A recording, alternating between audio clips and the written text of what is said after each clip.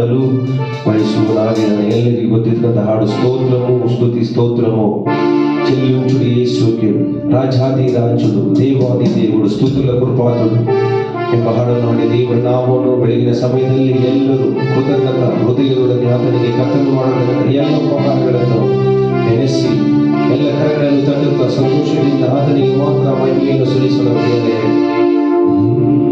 స్తోత్రము స్తుతి స్తోత్రము చెల్లించుడి యేసుకే స్తోత్రము స్తుతి స్తోత్రము చెల్లించుడి యేసుకే రాజాది రాజుడు దేవాది దేవుడు స్తుతులకు పాత్రుడు రాజాది రాజుడు దేవాది దేవుడు స్తుతులకు పాత్రుడు స్తోత్రము స్తుతి స్తోత్రము చెల్లించుడి యేసుకే స్తోత్రము స్తుతి స్తోత్రము చెల్లించుడి యేసుకే రాజాది రాజుడు దేవాది దేవుడు స్తుతులకు పాత్రుడు రాజాది రాజుడు దేవాది దేవుడు స్తుతులకు పాత్రుడు మనుష్య కుమారుడై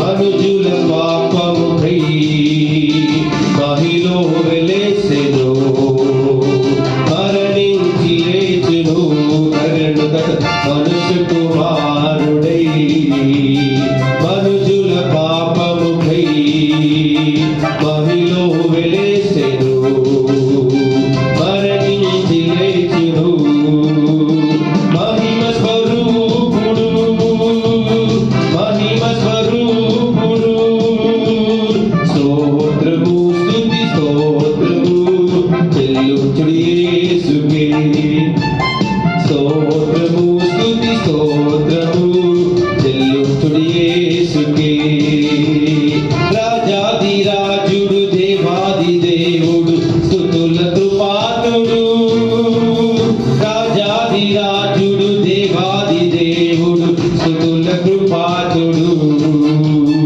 పాపము వస్త్రము మార్చి నీతిమంతులుగా తీర్చి పరిశుద్ధులతో చేర్చి పరమ సౌభాగ్యము నిచ్చి పాపము వస్త్రము మార్చి నీతిమంతులుగా తీర్చి పరిశుద్ధులతో తీర్చి పరమ సౌభాగ్యము నిచ్చి మహిమ స్వరూపుడు మహిమ స్వరూపుడు స్తోత్రము స్తుతి స్తోత్రము చెల్లించుడి యేసుకే స్తోత్రము స్తుతి స్తోత్రము చెల్లించుడి యేసుకే రాజాది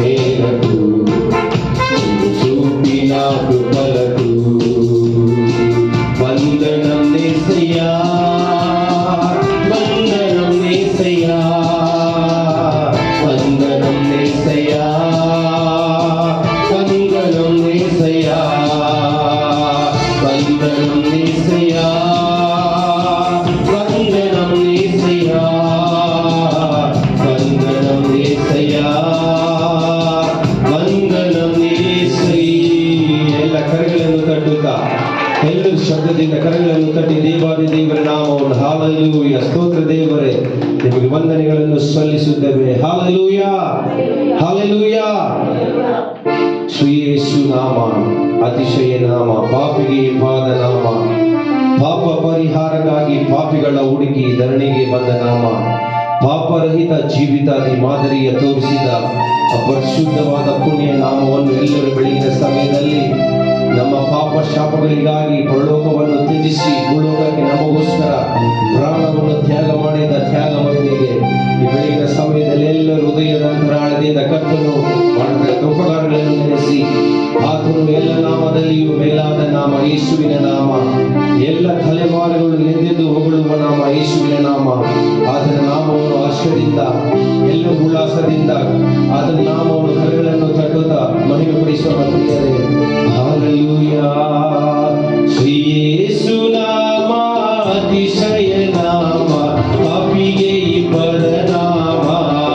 ಹಲ್ಲೆಲೂಯ. ಶ್ರೀ ಯೇಸು ನಾಮ ಅತಿಶಯ ನಾಮ, ಪಾಪಿಗೆ ಪದ ನಾಮ. ಶ್ರೀ ಯೇಸು ನಾಮ ಅತಿಶಯ ನಾಮ.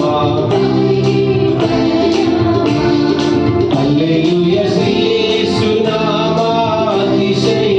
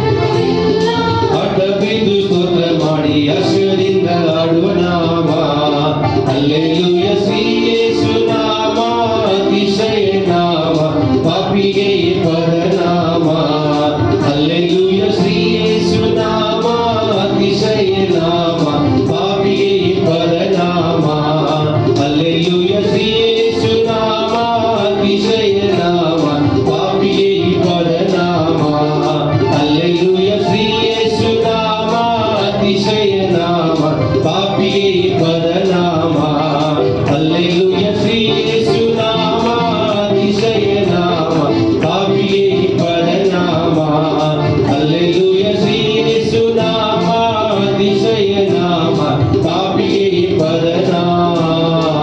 ಎಲ್ಲ ಕರಗಳನ್ನು ತಟ್ಟುತ್ತಾ ಹಾಲೆಲೂಯ ಹಾಲೆಲೂಯ ಸ್ತೋತ್ರ ದೇವರೇ ಸ್ತೋತ್ರಪ್ಪ.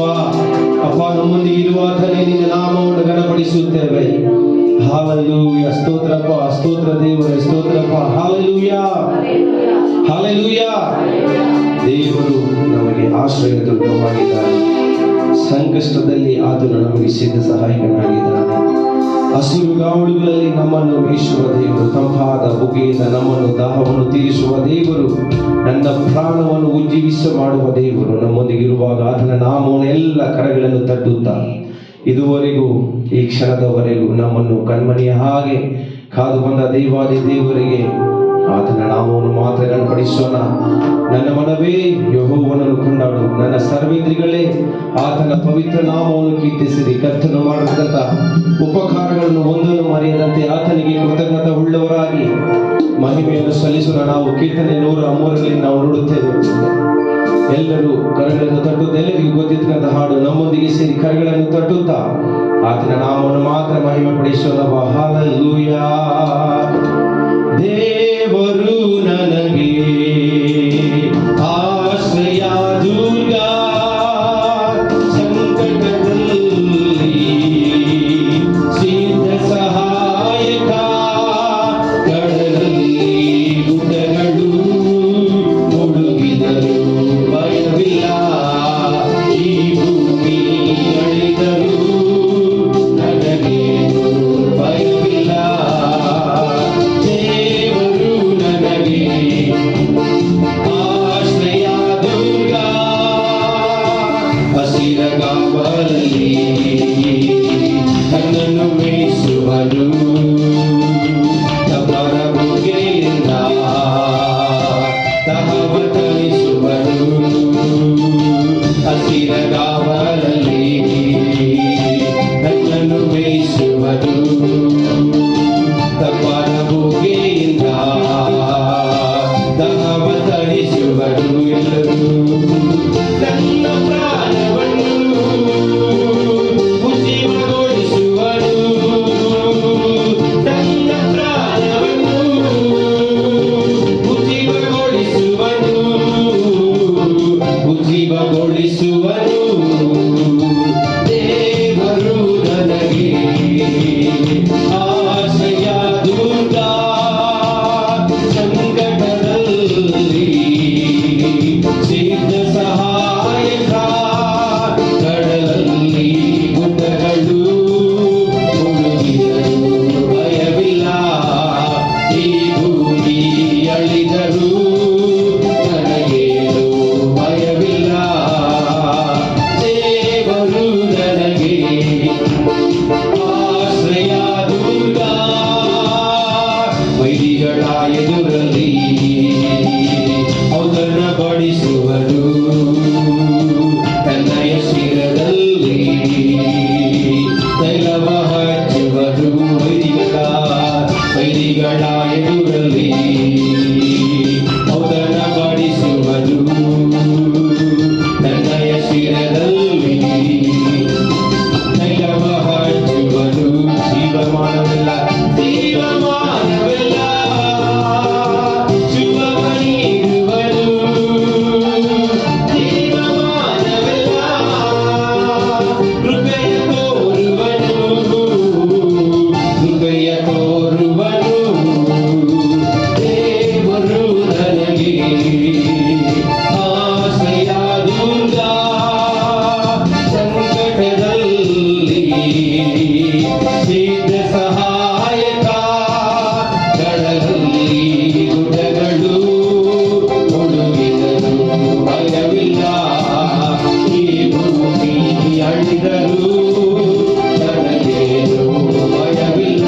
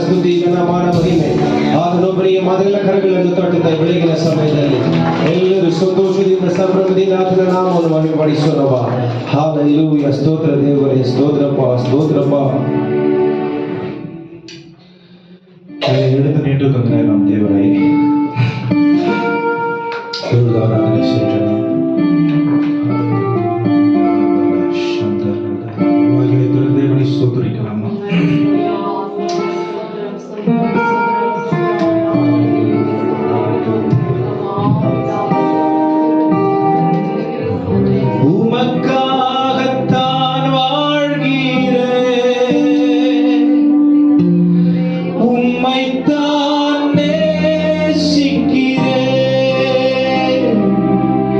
நான் உமக்காக நான் வாழ்கிறேன். உம்மைத்தான் நேசிக்கிறேன். அழைத்தீரே உம் சேவைக்கு,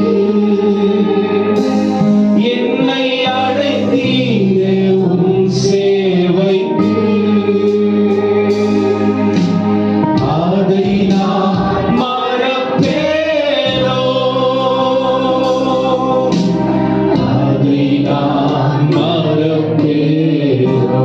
சொல்லுங்க, எஜமானனே, எஜமானனே, என் இயேசு ராஜனே, எஜமானனே, என் இயேசு ராஜனே. சொல்லு, என் எண்ணமெல்லாம்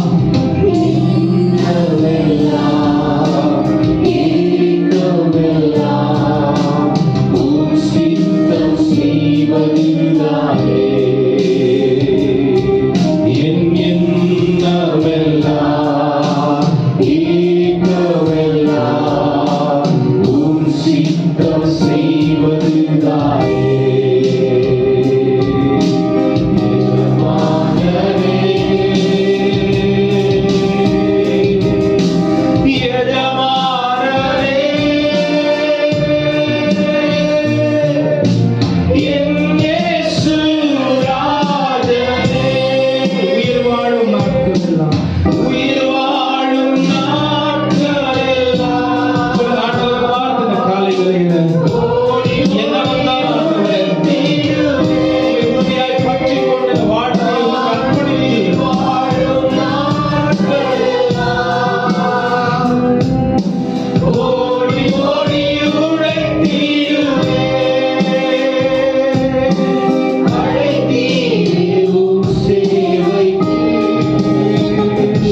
என்னை அழைத்தீரே உம் சேவைக்கு. அதை நான் மறப்பேனோ, அதை நான் மறப்பேனோ. எஜமானனே, என் இயேசு ராஜனே,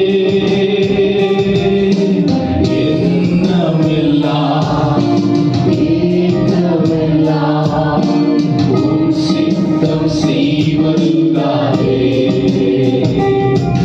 என் எண்ணமெல்லாம் ஏக்கமெல்லாம் உம் சித்தம் செய்வதுதானே. எஜமானனே, எஜமானனே, எஜமானனே, என் இயேசு ராஜனே. கடலின் மீது நடந்திட்டவும் அற்புத பாதைகள் எனக்கு முன்னே செல்வதால் எனக்கு ஏது கவலை. காற்றையும் கடலையும் அதட்டிய உம் அற்புத வார்த்தைகள் எந்த துணையாய் நிற்பதால் எனக்கு ஏது கவலை. கடலின் மீது நடந்திட்டவும் அற்புத பாதங்கள் எனக்கு முன்னே செல்வதால் எனக்கு ஏது கவலை. காற்றையும் கடலையும் அதட்டிய உம் அற்புத வார்த்தைகள் எந்த துணையாய் நிற்பதால் எனக்கு ஏது கவலை. ஆராதனை இயேசுவுக்கே, ஆராதனை இயேசுவுக்கே, ஆராதனை இயேசுவுக்கே, ஆராதனை இயேசுவுக்கே. சொல்லலாமா?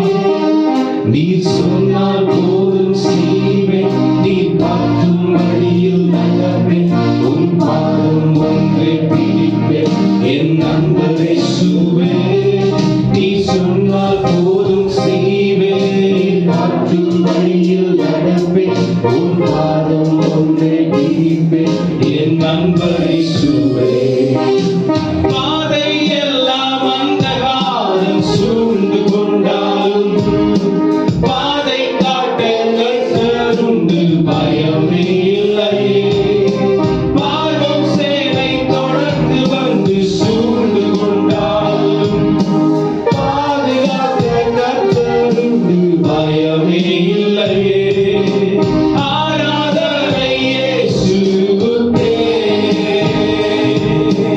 ஆராதனை இயேசுவுக்கே ஆராதனை இயேசுவுக்கே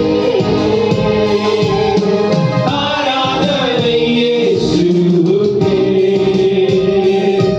நீ சொன்னால் போதும் செய்வேன் நீ காற்றும் வழியில் நடப்பேன் உன் பாதம் ஒன்றை பிடிப்பேன் என் நண்பர் இயேசுவே நீ சொன்னால் போதும் செய்வேன் நீ காற்றும் வழியில் நடப்பேன் உன் பாதம் ஒன்றை பிடிப்பேன் என் நண்பர் இயேசுவே நீரே எல்லாம் நீரே எல்லாம் நீரே எல்லாம் இயேசுவே நீரே எல்லாம் நீரே எல்லாம் நீரே எல்லாம் இயேசுவே உயர்வோ தாழ்வோ மரணமோ ஜீவனோ நீரே எல்லாம் இயேசுவே உயர்வோ தாழ்வோ மரணமோ ஜீவனோ நீரே எல்லாம் இயேசுவே சொல்லுமே ஆராதிப்பேன் ஆராதிப்பேன் ஆராதிப்பேன் இயேசுவை ஆராதிப்பேன் ஆராதிப்பேன் ஆராதிப்பேன் இயேசுவை இன்பமோ துன்பமோ சுகமோ வியாதியோ ஆராதிப்பேன் இயேசுவை இன்பமோ துன்பமோ எல்லாவற்றிலும் எல்லாவராய் இருக்கிறார் ஆராதிப்பேன் இயேசுவை நேசிப்பேன் நேசிப்பேன் நேசிப்பேன் நேசிப்பேன் இயேசுவை நேசிப்பேன் நேசிப்பேன் நேசிப்பேன் இயேசுவை நன்மையோ தீமையோ செல்வமோ வறுமையோ நேசிப்பேன் இயேசுவை ஒரு ஜெபமாக தீமையோ செல்வமோ வறுமையோ நேசிப்பேன் இயேசுவை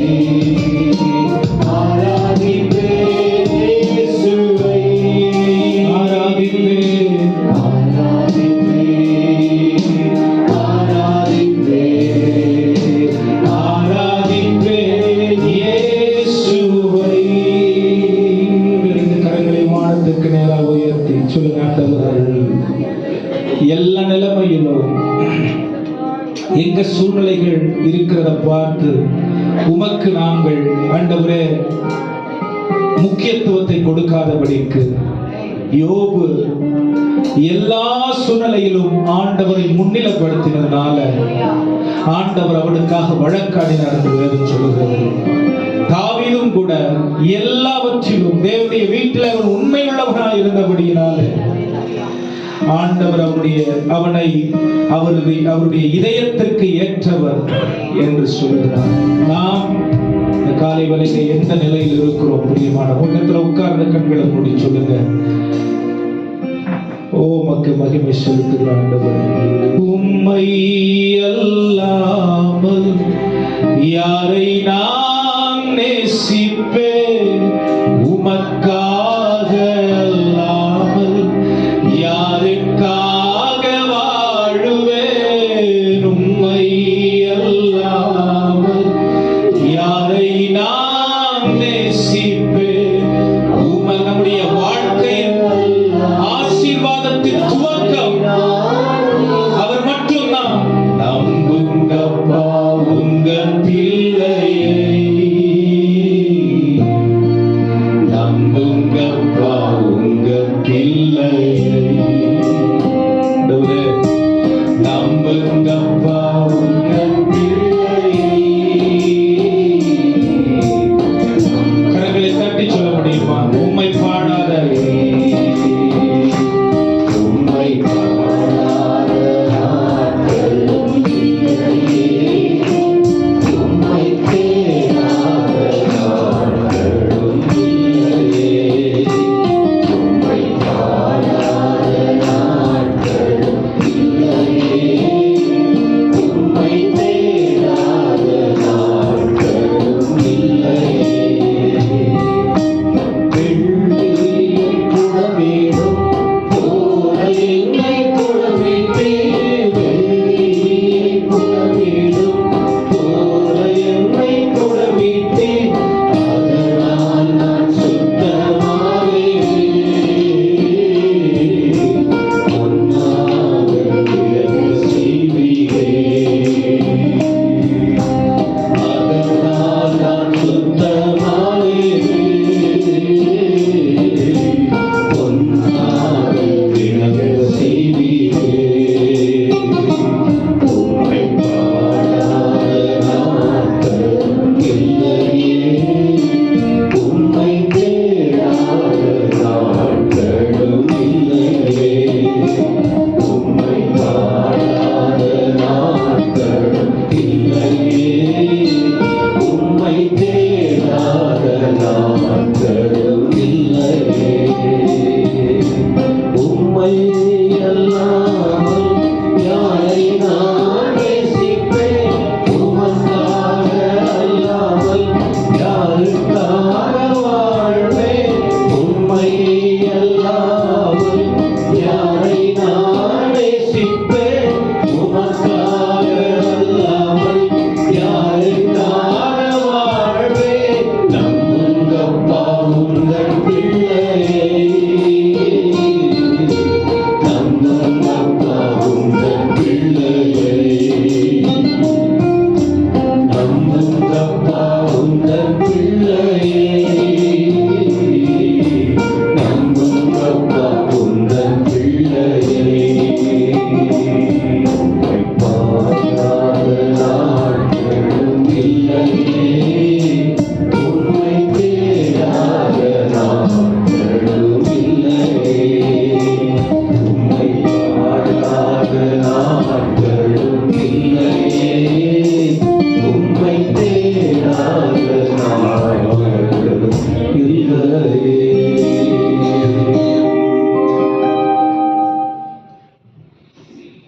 வந்தனம் கத்தரை தேடிக் கொண்டிருக்கிறோம்.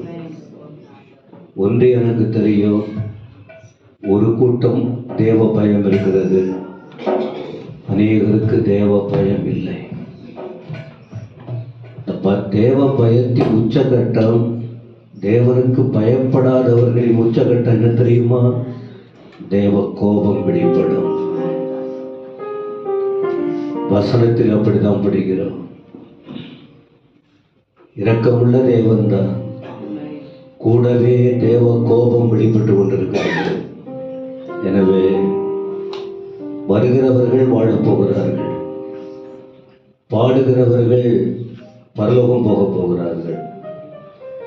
கர்த்தரை நேசித்து அர்ப்பணித்தவர்கள் நித்தியமாய் கர்த்தரோடு இருக்க போகிறார்கள். நிர்விசாரமாய் வாழ்ந்த ஜனங்களின் நிலைமை படுமோசமா மாறி இருக்கு. வேதாகமத்தில் இன்றைக்கும் அதுதான் நடைபெற்று கொண்டிருக்கிறது. திருஷ்டாந்தமாய் கர்த்தர் பல காரியங்களை செய்து சொல்லி எழுதி வைத்து கூட நான் கடந்த நாட்களில் பேசி இருக்கிறேன். தேவ கோபம் வெளிப்படுத்தப்பட்டிருக்கிறது. எனவே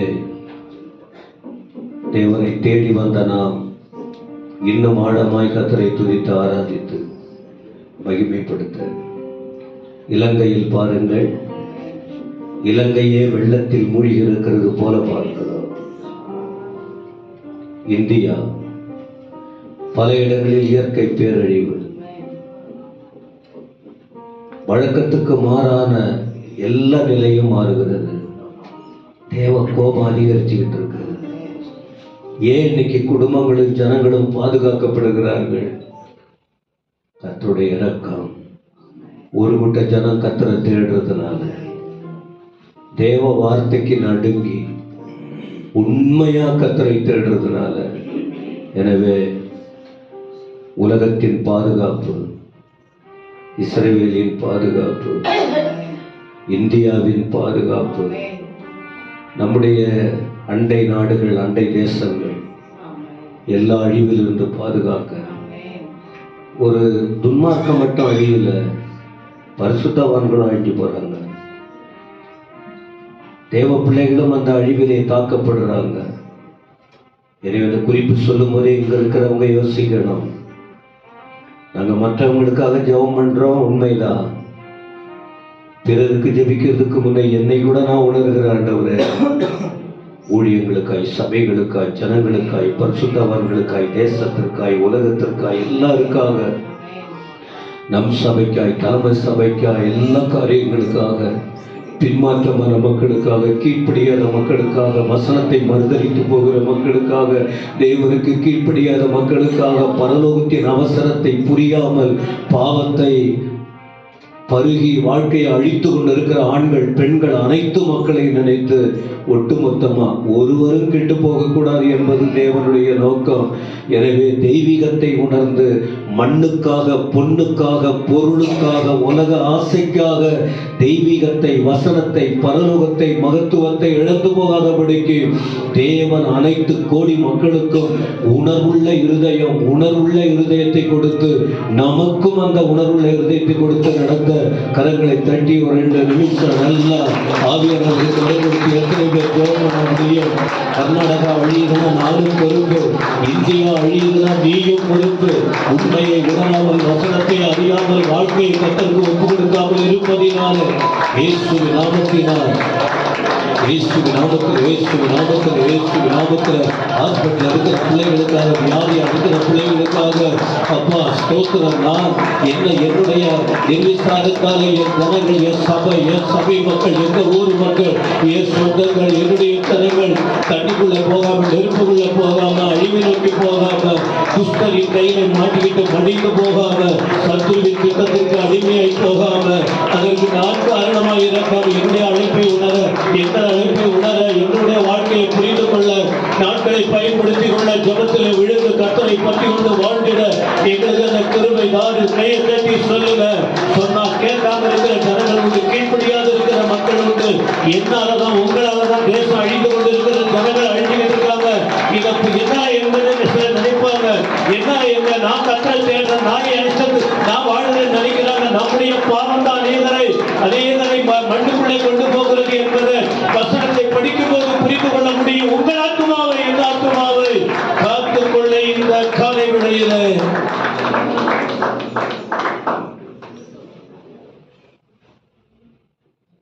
ஒரு மனுஷனை தேடுகிறேன்னு சொல்லி இப்படி வசனத்தை உணர்ந்து வாழ்ந்தா எங்களை காத்துக்கொள்ளுவது மட்டுமல்ல, எல்லாருக்காக கண்ணீரோடு எங்களை அர்ப்பணிக்க முடியும். ஆனா முடிஞ்ச வரைக்கும் எங்க சபையில் ஒரு கூட்டத்தை, கீழ்ப்படுகிற கூட்டத்தை வச்சிருக்கீங்க.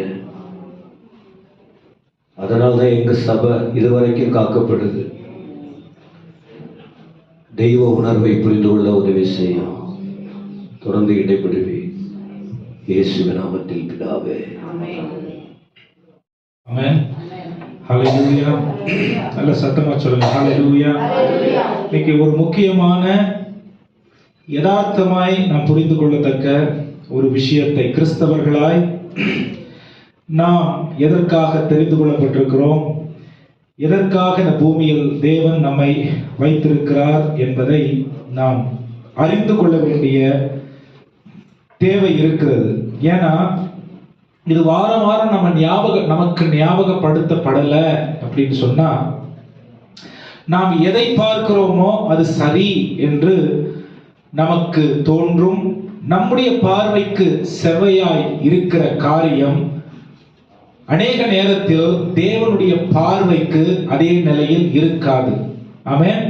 அப்ப நம்முடைய பார்வைக்கு செவ்வையாய், அதாவது சரியா இருக்கிறது அப்படிங்கிற காரியத்தின்படி நாம் நம்முடைய வாழ்க்கையும் நம்முடைய குடும்பத்தையும் நடத்த ஆரம்பிக்கும் பொழுது நிறைய நேரம் என்ன நடக்கும் அப்படின்னு சொன்னா, ஆண்டவருடைய பாதை எப்படிப்பட்டதாய் இருக்கிறது, நம்முடைய பாதையும் வாழ்க்கையும் எப்படிப்பட்டதாய் இருக்கிறது என்று புரிந்து கொள்வதற்கு நமக்கு என்ன சொல்றதுங்க, நிதானம் இருக்காது. பிசாசு நம்மை வழி விலக செய்ய நிறைய காரியம் இருக்கு. அப்ப நம்ம எல்லாரும் ஆசீர்வதிக்கப்படணும், நல்ல ஒரு அர்த்தமுள்ள வாழ்க்கைய இந்த பூமியில வாழணும் அப்படின்னு சொல்லி எல்லா இயேசுவை அறியாத மக்களுக்கும் இயேசுவை அறிந்த மக்களுக்கும் அந்த எதிர்பார்ப்பு இருக்குங்களா? யாருமே கெட்டவங்களா வாழணும்ன்ற ஆசை இந்த பூமியில இருக்கிறதுல, எல்லாரும் நல்லவங்களா வாழணுங்கிற எதிர்பார்ப்பும் ஆசையும் நமக்கு இருக்கதான் செய்யுது. ஆனா பக்கத்துல பார்த்து சொல்லுங்க, அது போதாது. நல்லவங்களா இருக்கிறது தேவை, ஆனா அது போதாது. ஆமென். நம்ம நல்லவங்களா, இயேசு கிறிஸ்து பூமியில வாழ்ந்தாரு, நன்மை செய்கிறவராய் சுற்றி திரிந்தார். ஆனா அவர் நல்லவர் நிறைய பேர் சொல்லல. ஆமென். அவரை பிசாசு பிடிச்சவங்கன்னு சொன்னாங்க, அவரை பெருந்திணிகாரன் சொன்னாங்க, அவர் ஆண்டவரால் அனுப்பப்பட்டவர்னு சொல்லல, அவர் ஆண்டவருடைய சபைக்கு விரோதமா இருக்கிறார், என்னென்னமோ சொன்னாங்க. அதனால நல்லவங்களா இந்த உலகத்துல இருக்கிறது மட்டும் நமக்கு போதாது. தேவையானது எது அப்படின்னு வேதம் நமக்கு சொல்லி கொடுக்குது. அதுதான் உங்களுக்கு இன்னைக்கு நான் கற்றுக் கொடுக்க போகிறேன். ஆமென். எது நமக்கு தேவை அப்படின்னு சொன்னா, கிறிஸ்து மாதிரி இந்த உலகத்துல நாம் நல்லவர்களா இருக்கணுங்கிறத வேதம் சொல்லி கொடுக்கல. கிறிஸ்துவுக்கு எல்லாவற்றிலும் முதல் இடத்தை கொடுக்க வேண்டும் என்று வேதம் சொல்லி கொடுக்கிறது. இரண்டாவது இடம் கிறிஸ்துவுக்கு இல்ல. நம்முடைய இதயத்துல, நம்முடைய தீர்மானங்கள்ல, நம்முடைய முக்கியத்துவங்கள்ல, நம்முடைய அனுதின வாழ்க்கையில் கிறிஸ்துவுக்கு முதலிடத்தை நாம் கொடுக்க வேண்டும் என்று வேதம் நமக்கு சொல்லிக் கொடுக்கிறது. நாம் கிறிஸ்தவர்கள் என்ற அடையாளம் நமக்கு இருக்கும்னா, அந்த அடையாளத்தினுடைய வெளிப்பாடு, அர்த்தம், கிறிஸ்துவ உலகம் நம்மிலே பார்க்கணும். ஹல்லேலூயா. எத்தனை பேர் புரியுது நான் சொல்றது? ஹல்லேலூயா. அப்ப கிறிஸ்து நம்முடைய வாழ்க்கையில் முதலிடம் எடுத்துக்கொண்டார் அல்லது முதலிடத்தை பெற்றவராய் இருந்தால் வாழ்க்கை ஒழுங்கும் கிரமமாய் இருக்கும். எந்த ஒரு குறைபாடு, அலசடிப்படுறது, குழப்பம், ஒரு சந்தேகம், பயம், அப்புறம் அலட்சியம் இருக்காது. கிறிஸ்து வாழ்க்கையில் முதலிடம் எடுத்திருக்கிறவரா இருந்தா நம்மளை பார்த்தா இப்படிதான் வாழணும் அப்படின்னு சொல்லி ஜனங்க அறிந்து கொள்ளுகிற அளவிற்கு நம்முடைய வாழ்க்கை இருக்கும். அதுக்கு ஒரு முக்கியமான உதாரணம் இந்த வேத வசனம். இந்த வேத வசனத்தில் குறைபாடு இல்லை. ஆமென். இந்த வேதம் நம்மளை சரியான வழியில நடத்துறதுக்கு ஆண்டவர் நமக்கு ஒரு வழிகாட்டியாய் தேவன் வைத்திருக்கிறார். அப்ப நம்முடைய வாழ்க்கைய ஆண்டவருடைய கரங்கள்ல பாருங்க. நான் சொல்றேன், பாஸ்டர் சொல்றத நீங்க அப்படியே கீழ்ப்படிந்தீங்க அப்படின்னு சொன்னா சின்ன குழந்தைங்கள்ல இருந்து பெரியவங்க வரைக்கும் எங்க சபையில இதுதான் போதிக்கப்படுது அப்படின்னு சொல்லி குழம்பாம அப்படியே நாம் கீழ்ப்படுகிறவர்களா இருந்தால் நம்ம பிரிந்து இந்த உலகத்துல எங்கெங்கயோ போய் என்னென்னமோ பண்றோம், வேலைகளுக்கு போகிறோம், குடும்பங்கள்ல இருக்கிறோம், வியாபாரங்கள் செய்கிறோம், எல்லா இடத்திலும் பெத்தேல் சபை ஆட்களுடைய அந்த ஒழுங்கு வரைமுறைய ஜனங்க பார்ப்பாங்க. ஏன்? ஒரு ஆலோசனையை கேட்கிற சந்ததியாக அல்லது ஒரு ஆலோசனை கேட்கிறதான மந்தையாக இருக்கிறத உலகம் அறிந்து கொள்ளும். ஹல்லேலூயா. அப்படி கேட்கணுமா? இயேசு கிறிஸ்து பிதாவினுடைய சித்தத்தை செய்கிறவராய், பிதாவினுடைய சத்தத்தை கேட்கிறவராய், அவர் பிறந்தது முதல் மரிக்கிற வரைக்கும் இருந்திருப்பார் என்று சொன்னால், தேவன் நம்மை வைத்திருக்கிற இடம்தான் தேவனுடைய சத்தத்தை கேட்கிற இடம். இந்த இடத்திலிருந்து வருகிற சத்தத்தின்படிதான் நம்முடைய வாழ்க்கை முறைமை இருக்கணும். நம்முடைய வாழ்க்கை முறைமை எங்க போனாலும் ஒரே நிலையில இருக்கிறதுக்கு தான் ஆண்டவர் நம்மள இந்த மந்தையில சேர்த்திருக்கிறார். ஹல்லேலூயா. சொல்லுங்க சத்தமா ஹல்லேலூயா. எங்க ஆண்டவருக்கு முதலிடத்தை நாம் கொடுக்கிறோமோ அங்க என்ன இருக்கும்? ஒழுங்கு இருக்கும். ஆமென். அங்க ஒழுங்கு இருக்கும். நீங்க எங்க போனாலும் சரி அந்த இடத்துக்குன்னு ஒரு ஒழுங்கு இருக்கு. நீங்க யார்கிட்ட பேசினாலும் சரி, எங்க குடும்பத்துல நாங்க இப்படிலாம் செய்ய மாட்டோம், எங்க குடும்பத்துக்கு இப்படிதான் அப்படின்னு ஒரு ஒழுங்கு இருக்கு. அதே போல ஒரு சபைக்கும் ஆண்டவராகிய இயேசு கிறிஸ்து சபைக்கு தலையாய் இருந்தால், ஆமென், அந்த தலையாய் இருக்கிற அவருடைய ஆளுகையும் அவருடைய ஆலோசனையும் அவருடைய போதனைகளும் நம்முடைய வாழ்க்கையாய் இருக்க வேண்டும். ஆமென். இதுக்கு மாறானது ஒண்ணும் இல்ல, இதுக்கு முரணானது யோசிக்க வேண்டிய தேவை கூட இல்ல. ஹல்லேலூயா. சொல்லுங்க ஹல்லேலூயா. முதல்ல ஏன் ஆண்டவருக்கு நாம் முதலிடத்தை கொடுக்க வேண்டும் அப்படின்னா, கொலோசியர் 1ஆம் அதிகாரம் 16ஆம் வசனம் சொல்லுது, அவராலே அவருக்காக எல்லாம் படைக்கப்பட்டிருக்கிறது. ஆமென். அவரால் தான் எல்லாம் படைக்கப்பட்டிருக்கிறது, அவருக்காக தான் எல்லாம் படைக்கப்பட்டிருக்கிறது. உங்கள் வாழ்க்கையும் கூட அவருக்காக தான் பிரித்தெடுக்கப்பட்டு இந்த உலகத்திலே அவருக்கென்று வாழ ஆண்டவர் ஏற்படுத்தி இருக்கிறார். ஆமென். உலகத்துல நம்மள வேற எதுக்கும் ஆண்டவர் தெரிந்து கொள்ளல, அவருக்காக நாம் இந்த பூமியில் வாழ்வதற்காக. அவருக்காக வாழறதுன்னா என்னது? பெயரளவுல வாழறது இல்ல, நான் கிறிஸ்டியன் அப்படின்னு வாழறது இல்ல, செயல் அளவுல வாழறது. செயல்னா ஜனங்களுக்கு முன்னாடி இல்ல, யாரும் பார்க்காத இடத்துல அந்தரங்கத்திலும் வெளியரங்கத்திலும் ஒரே மாதிரி எண்ணங்களில், உணர்வுகளில், பேச்சில், சிந்தையில், நடக்கையில் வேதம் சொல்லுகிற அளவிற்கு நம்முடைய வாழ்க்கை இருக்குமே. ஆனால் அது கிறிஸ்துவுக்கு ஒத்த வாழ்க்கையாய் இருக்கும். பரிசுத்த ஆவியானவருடைய நடத்துதலில் நம்முடைய செவிகளுக்கு, நம்முடைய செவிகளை சாய்த்து அவருடைய நடத்துதலுக்கு ஒப்பு கொடுத்து வாழறோம்னா, அப்ப இந்த வேத வசனத்திற்கு ஒத்த வாழ்க்கையா இருக்கும். அது தேவனை வெளிப்படுத்துற ஒரு வாழ்க்கையாய் இருக்கும். இரண்டாவது, கொலோசியர் 1ஆம் அதிகாரம் 17ஆம் வசனம் என்ன சொல்லுது? அவராலே எல்லாம் தக்க வைக்கப்பட்டிருக்கிறது. அவராலே எல்லாம் இணைந்து அல்லது அவராலே எல்லாம் சேர்ந்து இருக்கிறதற்காக அவர் என்ன பண்ணியிருக்காரு? இந்த உலகத்துல சபைக்கு தலையாய் இருக்கிறார். முதல்ல நான் சொன்னேன், அவருக்காக இந்த பூமியில எப்படி வாழணும் அப்படின்னா, முதல்ல அவர்தான் எல்லாம் அப்படின்ற ஒரு யதார்த்தத்திற்கு நம்ம வந்துடணும். நம்ம பாருங்க, இந்த உலகத்துல வாழ்றதுனால உலக மனுஷன் சொல்றதெல்லாம் கேட்டுக்கிட்டு நம்ம வாழணும்னு அவசியம். வேத வசனம் சொல்ற மாதிரி தான் நம்ம உலகத்துல வாழணும், இல்லைன்னா ஜனங்களுக்கு வித்தியாசம் தெரியாது. ஆமென். நாம் இந்த வருஷம் போயிருச்சு, புது வருஷத்துல கிரைஸ்ட் சென்டர்ட் லைஃப், கிறிஸ்துவை மையப்படுத்தி வாழுகிற ஒரு வாழ்க்கையை சபையில் உள்ள குழந்தைகள்ல இருந்து பெரியவங்க வரைக்கும் வாழணும்.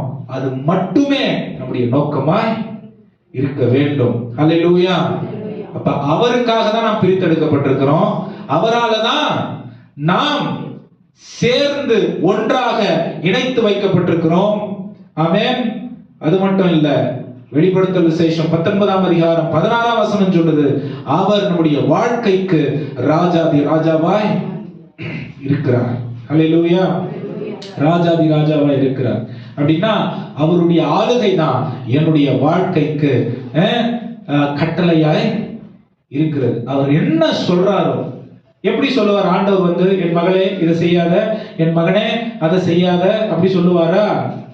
இல்ல. எப்படி சொல்லுவாரு? பரிசுத்த ஆவியானவரை கொண்டு உங்களுடைய போதகர்களை வச்சு மேடையிலிருந்து பிரசங்கங்கள் மூலமாக, ஜெபங்கள் மூலமாக, வேத சபையில் இருக்கிற கூட்டங்கள், ஒவ்வொரு கூட்டங்கள் கூடுகைகள் மூலமாக, ஆங்காங்கே நமக்கு தேவன் வைத்திருக்கிறதான அந்த பொறுப்புகள் மூலமாக, அதற்கு நாம் கீழ்ப்படுகிறதின் மூலமாக தேவன் நமக்கு இந்த பூமியில அவருக்கு பிரியமான வாழ்க்கை எப்படி வாழ வேண்டும் என்று கற்றுக் கொடுப்பார். ஆமென். ஹல்லேலூயா. வேதத்தின் வரைமுறை இதுதான், வேதத்தின் ஒழுங்கு இதுதான். அப்ப பல சத்தம் நம்முடைய செவிகளில் விழலாம். ஆனா ஏன் ஆண்டவர் ஒரு இடத்துல ஒரு தகப்பன், ஆவிக்குரிய தகப்பன் என்ற ஒரு தரிசனத்திற்குள்ளே ஒரு சபைக்கு கீழே ஆண்டவர் நம்மளை கொண்டு வந்திருக்கிறார் அப்படின்னு சொன்னா, பல சத்தங்கள் நம் செவிகளில் விழுந்தாலும் அந்த சத்தங்கள் எல்லாம் நமக்குரியதாய் இருக்க முடியாது. ஆண்டவர் உங்களை எங்க நாட்டி வைத்திருக்கிறாரோ அதுதான் நீங்க கேட்க வேண்டிய சத்தம், கீழ்ப்படிய வேண்டிய சத்தம், செயல்பட வேண்டிய சத்தம். ஹல்லேலூயா. எத்தனை பேருக்கு புரியுது நான் சொல்றது? ஆமென். அப்ப இதுக்கு முரணா நான் பேசுறேன் அப்படின்னு சொன்னா தேவனுடைய சட்ட திட்டங்களுக்கு விரோதமாய் வேறொரு சட்ட திட்டங்களை நான் ஏற்றுக்கொண்டிருக்கிறேன் அர்த்தம். ஆமென். 1000 நன்மையான வேறு சட்ட திட்டங்கள் உலகத்தில் இருந்தாலும் தேவன் நமக்கு வரையறுத்திருக்கிறதான அவருடைய சட்டம் பிரதானமானது. ஆமென். அவைகள் எல்லாம் பிரயோஜனம் உள்ளதா இருக்கும், அவசியம் உள்ளதா இருக்கும், பிரயோஜனம் உள்ளதா இருக்காது. ஆமென். ஹல்லேலூயா. பக்கத்துல பார்த்து சொல்லுங்க, பிசாசுக்கு தேவையானது நீங்க சத்தியத்தில் நிக்க கூடாதுங்கிறது. ஆமென். ஏன்னா விடுதலை எதுல வருதுன்னா சத்தியத்துல தான் விடுதலை வருது. சத்தியத்தை அறிவீர்கள், சத்தியம் உங்களை விடுதலை ஆக்கும். சத்தியத்துல நீங்க நிக்க கூடாது, பிசாசுக்கு தான் வேணும். அதுல நீங்க இல்லாததுனால உங்களை கண்டு பிரச்சனை இல்லை. ஏன்? ஆமென். பிசாசுக்கு எதிர்த்து இருக்கிறவர்கள் யார் அப்படின்னா இந்த பட்டயத்தை ஏந்தி இருக்கிறவர்கள் தான். ஆமென். இந்த வசனத்தினுடைய முக்கியத்துவத்தை போன வாரம் நான் உங்களுக்கு பிரசங்கம் பண்ணேன். வசனம் எவ்வளவு முக்கியம், வசனம் படிக்காதவருடைய வாழ்க்கை எப்படி இருக்கும், வசனம் படிக்கிறவர்களுடைய வாழ்க்கை எப்படி இருக்கும், ஆண்டவருடைய பார்வையில வேதம் வாசிக்கிறவர்களுடைய வாழ்க்கை எப்படி கட்டப்படும், ஆசீர்வதிக்கப்படும், படிப்படியா உயர்த்தப்படும், எல்லாமே போன வாரம் நாம் படித்தோம். இரண்டாவது, ஆண்டவருக்கு ஏன் நாம் முக்கியத்துவத்தை கொடுக்க வேண்டும் என்று சொன்னால், நீங்களும் நானும் அவரை அப்படியே வெளிப்படுத்துகிறவர்களாய் இருக்கிறோம். நீங்க என்ன முதல்ல நேசிக்கல, நான் தான் உங்களை முதல்ல நேசிச்சேன். ஆண்டவர் 1 யோவான் 4ஆம் அதிகாரம் 19ஆம் வசனத்துல சொல்றாரு. ஏன் ஆண்டவருக்கு முதல் இடத்தை கொடுக்கணும்? அவர் முதல்ல உங்களுக்கு அவருடைய சிந்தையில ஒரு முக்கியமான இடத்தை கொடுத்தார். அதனாலதான் நீங்கள் நான் ரட்சிக்கப்பட்டிருக்கிறோம். தேவனுடைய ஆலயம், அவருடைய தியாகம் பெருசு. ஆமென். ஹல்லேலூயா. நிறைய நேரத்தில் ஆண்டவரை நாம் தேவைக்கு மட்டும் உபயோகப்படுத்துகிறோம், அது ஆபத்தானது. ஆமென். நம்ம தேவையே அவராயிரணும். ஹல்லேலூயா. நம்முடைய தேவையே அவரை மாறிடணும். அவர் சார்ந்து, அவர் எதிர்பார்த்து, அவர் நமக்காக வைத்திருக்கிறார் பாருங்க ஒரு காரியத்தை, அதுதான் நம்ம வாழ்க்கையா வாழணும். இது வரல அப்படின்னா அடுத்த சந்ததி ஆண்டவர் யாருன்னு தெரியாம போயிடும். ஏன்? நம்மள வச்சுதான் ஆண்டவர் அடுத்த சந்ததிக்கு அவர் யாருன்னு காண்பித்து கொடுக்க விரும்புறார். அப்ப நம்ம இந்த உலகத்துல எப்படியோ வாழ்ந்துட்டு நினைச்சதெல்லாம் செஞ்சுட்டு ஆண்டவருக்கு பிரியமில்லாத காரியங்கள் எல்லாம் செஞ்சுட்டு வெறும் பெயரளவுல மட்டும் ஞாயிற்றுக்கிழமை ஆலயத்துக்கு வந்துட்டு போயிட்டு ஆண்டவருக்கு பிரயோஜனம் இல்லாத கருவியாய் நாம் இருப்போம் என்று சொன்னால் அடுத்த சந்ததியும் அததான் செய்யும். தேவனுக்கு அவர்களுக்கு தொடர்பு இல்லாம போயிடும். காரணம் நம்மளா மாறிடுவோம். அதனுடைய பழிய ஆண்டவர் வேற யார்ட்டும் கேட்க மாட்டார். ஆமென். அதனுடைய பழி ஆண்டவர் மட்டும்தான் கேட்பாரு. ஹல்லேலூயா. கலாத்தியர் 2ஆம் அதிகாரம் 20ஆம் வசனம் கூட அதான் சொல்லுது. அவர் நம்மள பாருங்க, நாம் பாவிகள், நமக்காக அவர் பாவமானார். பாவியாகல, ஆண்டவர் பாவியா மாறல, பாவமாவே மாறிட்டார். ஆமென். ஏன்? அவர் பாவத்தை வெறுத்ததுனால. பாவிய ஆண்டவர் வெறுக்கல, பாவத்தை வெறுத்ததுனால, பாவிய நேசிச்சதுனால நம்மள அவர் ஏற்றுக்கொண்டாரு. நமக்குள்ள இருந்த பாவத்தை அவர் எடுத்துட்டார். ஆமென். அவரே பாவமா மாறினதுனால தன்னுடைய தகப்பனால கூட அவர் கைவிடப்பட்ட நிலைமை வந்துச்சு. ஆனால் அதுவும் தேவனுடைய மகிமைக்காக இருந்துச்சு. ஹல்லேலூயா. சுகபோகமான வாழ்க்கையை ஆண்டவர் நமக்கு வாக்கு பண்ணல. ஆனா உலகத்தில் உபத்திரவம் இருந்தாலும் கூடவே இருக்கிற வாக்கு தான் அவர் பண்ணி இருக்கிறார். ஹல்லேலூயா. உங்களுக்கு கஷ்டமே வரல, பிரச்சனையே வரலன்னு வைங்களேன், ஆவிக்குரிய வாழ்க்கையில சொல்றேன் நான், நீங்க ஆண்டவருக்காக உண்மையா வாழறதுனால உங்களுக்கு கஷ்டமே வரல அப்படின்னா உங்களுடைய ஆவிக்குரிய வாழ்க்கையை நீங்க ஆராய்ந்து பார்க்க வேண்டிய தேவை இருக்கிறது. ஏன் தெரியுமா? உங்களுக்கு நீங்க பாருங்க, பைபிள் சொல்லுது, நீங்க என்ன பின்பற்றுறதுனால இந்த உலகம் உங்களை பகைக்கும். ஹல்லேலூயா. இந்த உலகம் நம்மள அப்படியே ஏற்றுக்குது. எங்க போனாலும் வாங்க அக்கா, வாங்க பிரதர், வாங்க சிஸ்டர், வாங்க அண்ணான்னு சொல்றாங்கன்னா நீ கொஞ்சம் ஜாக்கிரதையா இருக்கணும். ஏன் ஜாக்கிரதையா இருக்கணும்?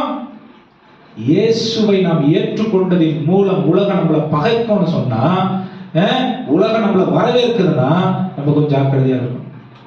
ஹல்லேலூயா. எதுக்கு ஜாக்கிரதையா இருக்கணும்?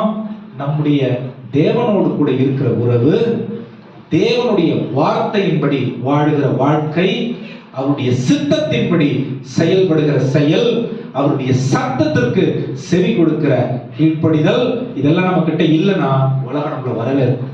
இதெல்லாம் நம்ம கிட்ட இருந்துச்சுன்னா, ஐயோ எப்பவுமே இவர் வசனம்ன்றாரு, எப்பவுமே இவர் உங்க மனசுல எத்தனை பேர் மனசுல அந்த மாதிரி தோணுது, இவர் வந்தா ஆமென், அப்ப நான் சரியான இடத்துல இருக்குங்கிற ஒரு நிச்சயம் இருக்கு எனக்கு. ஏன் தெரியுமா? ஏன் இதை நான் சொல்றேன் தெரியுமா? ஆண்டவரால நீங்க நடத்தப்படுறீங்கன்னா ஒரு பக்கம் உயர்வு வந்துகிட்டே இருக்கும். ஆமென். ஹல்லேலூயா. No leader is accepted the way he is. தலைமைத்துவம் உங்களுக்கு வருதுன்னா உங்களை உலகம் பகைக்கும். ஆமென். தலைமைத்துவம் உங்களுக்கு வருதுன்னா உங்களை, ஹல்லேலூயா. நான் வேலைக்கு சேர்ந்து 4 வருஷம் ஆகுது. அது வேலைன்னு நான் சொல்லக்கூடாது. நிறைய பேர் சாம் என்னை எப்படி பார்க்கறாங்க தெரியுமா? அவர் வேலைக்கு போறாரு, அவர் ஊழியம் செய்யல. ஆமென். நான் சபையில் இருந்து ஊழியம் செய்கிறதை விட 100 மடங்கு அதிகமா தினந்தோறும், ஆமென், இதை ஆன் ரெக்கார்ட் நான் சொல்றேன், உலகம் முழுசும் பார்ப்பாங்க, ஆன் ரெக்கார்ட் நான் சொல்றேன், சபையில் இருந்து சனி ஞாயிறு செய்யற ஊழியத்தை விட திங்கள்ல இருந்து நான் சனிக்கிழமை மத்தியானம் வரைக்கும் செய்யற ஊழியம் 100 மடங்கு அதிகம். அதனாலதான் தைரியமா இந்த மாதிரி நான் பிரசங்கம் பண்ணிட்டு இருக்கேன். ஆமென். நான் சேர்ந்து 4 வருஷம் தான் ஆச்சு. ஆமென். எனக்கு முன்னாடி எங்க டிபார்ட்மெண்ட்ல 35 வருஷம் வேலை செய்யறவங்க இருக்காங்க, ஊழியம் செய்யறவங்க இருக்காங்க, 20 வருஷம் ஊழியம் வேலை செஞ்சுட்டு இருக்கிறவங்க இருக்காங்க, 10 வருஷம் செய்யறவங்க இருக்காங்க. இன்னைக்கு எங்க டிபார்ட்மெண்ட் வந்தீங்கன்னா எல்லாரும் கூட, அதாவது ஒன்னா சேர்த்து நீங்க வச்சு பேசுனீங்கன்னா கூட 100 முறை என் பேரை ஒரு நாளைக்கு கூப்பிட்டுருவாங்க. ஏன் அப்படின்னா அவங்களுக்கு எல்லாம் நம்ம என்ன சொல்றதுங்க, அவங்க விருப்பத்துக்கு இல்ல, என்னுடைய ஒரே நோக்கம் நாங்க செய்கிறதான பாஸ்டல் கேர், அதாவது போதக என்ன சொல்றதுங்க, ஒரு ஒரு கேர்னு சொல்லுவாங்க, ஆறுதல் குழு, அதை போலதான் நாங்க இருக்கிறோம்.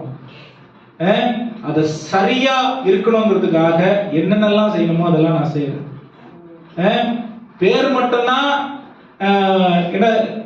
என் பேரை கூப்பிடுவாங்கன்னு கிடையாது. எந்த ஒழுங்கு அப்படின்னாலும் அவரை கேளுங்க, அவருக்கு தெரியும். ஆமே 25 வருஷமா எங்க மேனேஜர் அம்மா இருக்கு. அதுக்கு நிறைய விஷயம் கிளாரிஃபை பண்ணிக்கிறதுக்கு, தெளிவுபடுத்திக்கிறதுக்கு இது என்ன பண்ணலாம், இது எப்படி பண்ணலாம். ஏன் தெரியுமா? மனுஷனுக்கு நான் முதல்ல இடத்தை கொடுக்கல. இதை நான் என்னைக்கு கத்துக்கிட்டனோ, உண்மையை சொல்றேன் பாருங்க. நேத்து காலையில அந்த அம்மாவுடைய ஹஸ்பண்ட் ஏற்கனவே 2 பெரிய ஆபரேஷன் நடந்திருக்கு, இன்னும் 2 பெரிய ஆபரேஷன் நடக்க இருக்கிறது. ரொம்ப கஷ்டமான ஒரு நிலைமை. ஆனா அந்த சூழ்நிலையில அந்த அம்மா வந்து என்ன தெரியுமா சொல்லுது? நான் இல்லை அப்படின்னா இவர் எல்லாத்தையும் ஆமென் ஹல்லேலூயா ஒரு நாள்ல வந்துடல.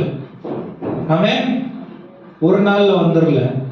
ஏன் இது தேவை அப்படின்னு சொன்னா, மனுஷனை பிரியப்படுத்துகிறது பார்க்கிலும், மனுஷனை நம்புகிறதை பார்க்கிலும் கர்த்தர் மேல் பற்றுதலாய் இருப்பது நலம். ஆண்டவரை முக்கியப்படுத்தினீங்கன்னா உலகத்துல ஆண்டவருடைய நாம மகிமைக்காக உங்களுடைய பெயரை அவர் பெருமைப்படுத்துவார். ஹல்லேலூயா சொல்லுங்க, ஹல்லேலூயா சொல்லுங்க, ஹல்லேலூயா. ஆமென். அப்ப நம்ம வந்துட்டு போறது தேவன் வந்து ஒரு கணக்குல வச்சுக்க மாட்டார். ஆமென். டெய்லி அவருக்காக எப்படி வாழறோம், அவரை எந்தெந்த இடத்துல எல்லாம், எப்படிப்பட்ட இடத்துல எல்லாம் நடுவராய் வைத்து, குடும்பத்துல, தீர்மானங்கள்ல, வாழ்க்கையில, எதிர்காலத்துல அவரை முன்னாடி வச்சு, அவர் மட்டும்தான், எந்த சூழ்நிலையில அவர் மட்டும்தான் அப்படிங்கிற நிலைமையில வச்சு நீங்க வாழறீங்களோ, அதை பொறுத்துதான் உலகம் உங்களை அவருக்கு ஒப்பனையாய் அல்லது அவரோடு கூட இணைத்து அடையாளப்படுத்தும். ஹல்லேலூயா சொல்லுங்க, ஹல்லேலூயா. எபிரேயர் 7ஆம் அதிகாரம் 25ஆம் வசனம் சொல்லுகிறது, நாம் நம்மை ரட்சித்துக் கொள்ளவில்லை, அவர் பாருங்க அந்தகார இருளில் இருந்து ஆச்சரியமான ஒளிக்கு அழைத்திருக்கிறார். ஏன் அழைத்தாரு? எதுக்கு அழைத்தாரு? ரட்சிக்கப்பட்டு சர்ச்சில் உட்கார்ந்துக்கிறதுக்கா? ஞாயிற்றுக்கிழமை ஒரு நாள் வந்துட்டு அப்புறம் நம்ம வீட்டு வேலைகளை பார்த்துட்டு ஆண்டவரே உங்களுக்கு எல்லாம் தெரியும் அப்படின்னு கடைசியா நைட்ல ஜெபம் பண்ணிட்டு தூங்கிறதுக்கா? எதுக்காக அழைத்தாரு? எதுக்காக ரட்சித்தாரு? அழைத்தவர் புண்ணியங்களை அறிவிக்கும்படிக்கு அழைத்திருக்கிறார். ஹல்லேலூயா. அவருக்காக மட்டுமே இந்த வாழ்க்கை இனி சொந்தம், அவர் விரும்புகிற வாழ்க்கையை தான் இந்த பூமியில நான் வாழுவேன் அப்படின்னு சொல்லி நான் தீர்மானம் எடுத்து, நானே தீர்மானம் எடுத்து தான் வந்திருக்கேன். ஆமென். நம்ம எல்லாருக்கும் அப்படிதான். நான் இயேசுவை தான் இனிமே பின்பற்ற போறேன், இனி வேற எந்த நிலைமையிலும், வேற எந்த சூழ்நிலையிலும், வேற எங்கேயும் போக மாட்டேங்கிற தீர்மானத்தோடு வந்திருக்கிற நாம், தீர்மானத்தை நிறைவேற்றும் அளவு எப்படிப்பட்டதா இருக்கணும்? அவர் அழைத்திருக்கிறார். அந்த அழைப்பின் புண்ணியங்களை அறிவிக்கும்படி அவர் நம்மள தெரிந்து கொண்டிருக்கிறார். ஹல்லேலூயா. யாரும் நம்மள ரட்சிப்புகளை நடத்த முடியாது. அவர் மட்டும்தான் மரித்து உயிரோடு எழுந்து அவருடைய பிள்ளையால் மாற்றி அவருடைய ராஜ்யத்திற்கு ஆயத்தப்படுத்தி கொண்டிருக்கிறார். ஹல்லேலூயா. கிறிஸ்துவை மையப்படுத்தி வாழாத ஒரு வாழ்க்கை, ஆமென், பாவிகளோட பரிதாபமா இருக்கிற ஒரு வாழ்க்கை. ஏன் தெரியுமா? பாவிகளுக்கு அவங்களுக்கு ஏற்கனவே தெரியும், நான் நரகத்துக்கு போயிடுவேன். ஆமென். கிறிஸ்துவை மையப்படுத்தாம வாழற வாழ்க்கை கிறிஸ்தவர்களுக்கு எப்படிப்பட்ட வாழ்க்கையா இருக்கும் தெரியுமா? கொஞ்ச நாள் நான் பரலோகத்துக்கு போவேன்ற நிச்சயம் இருக்கும்.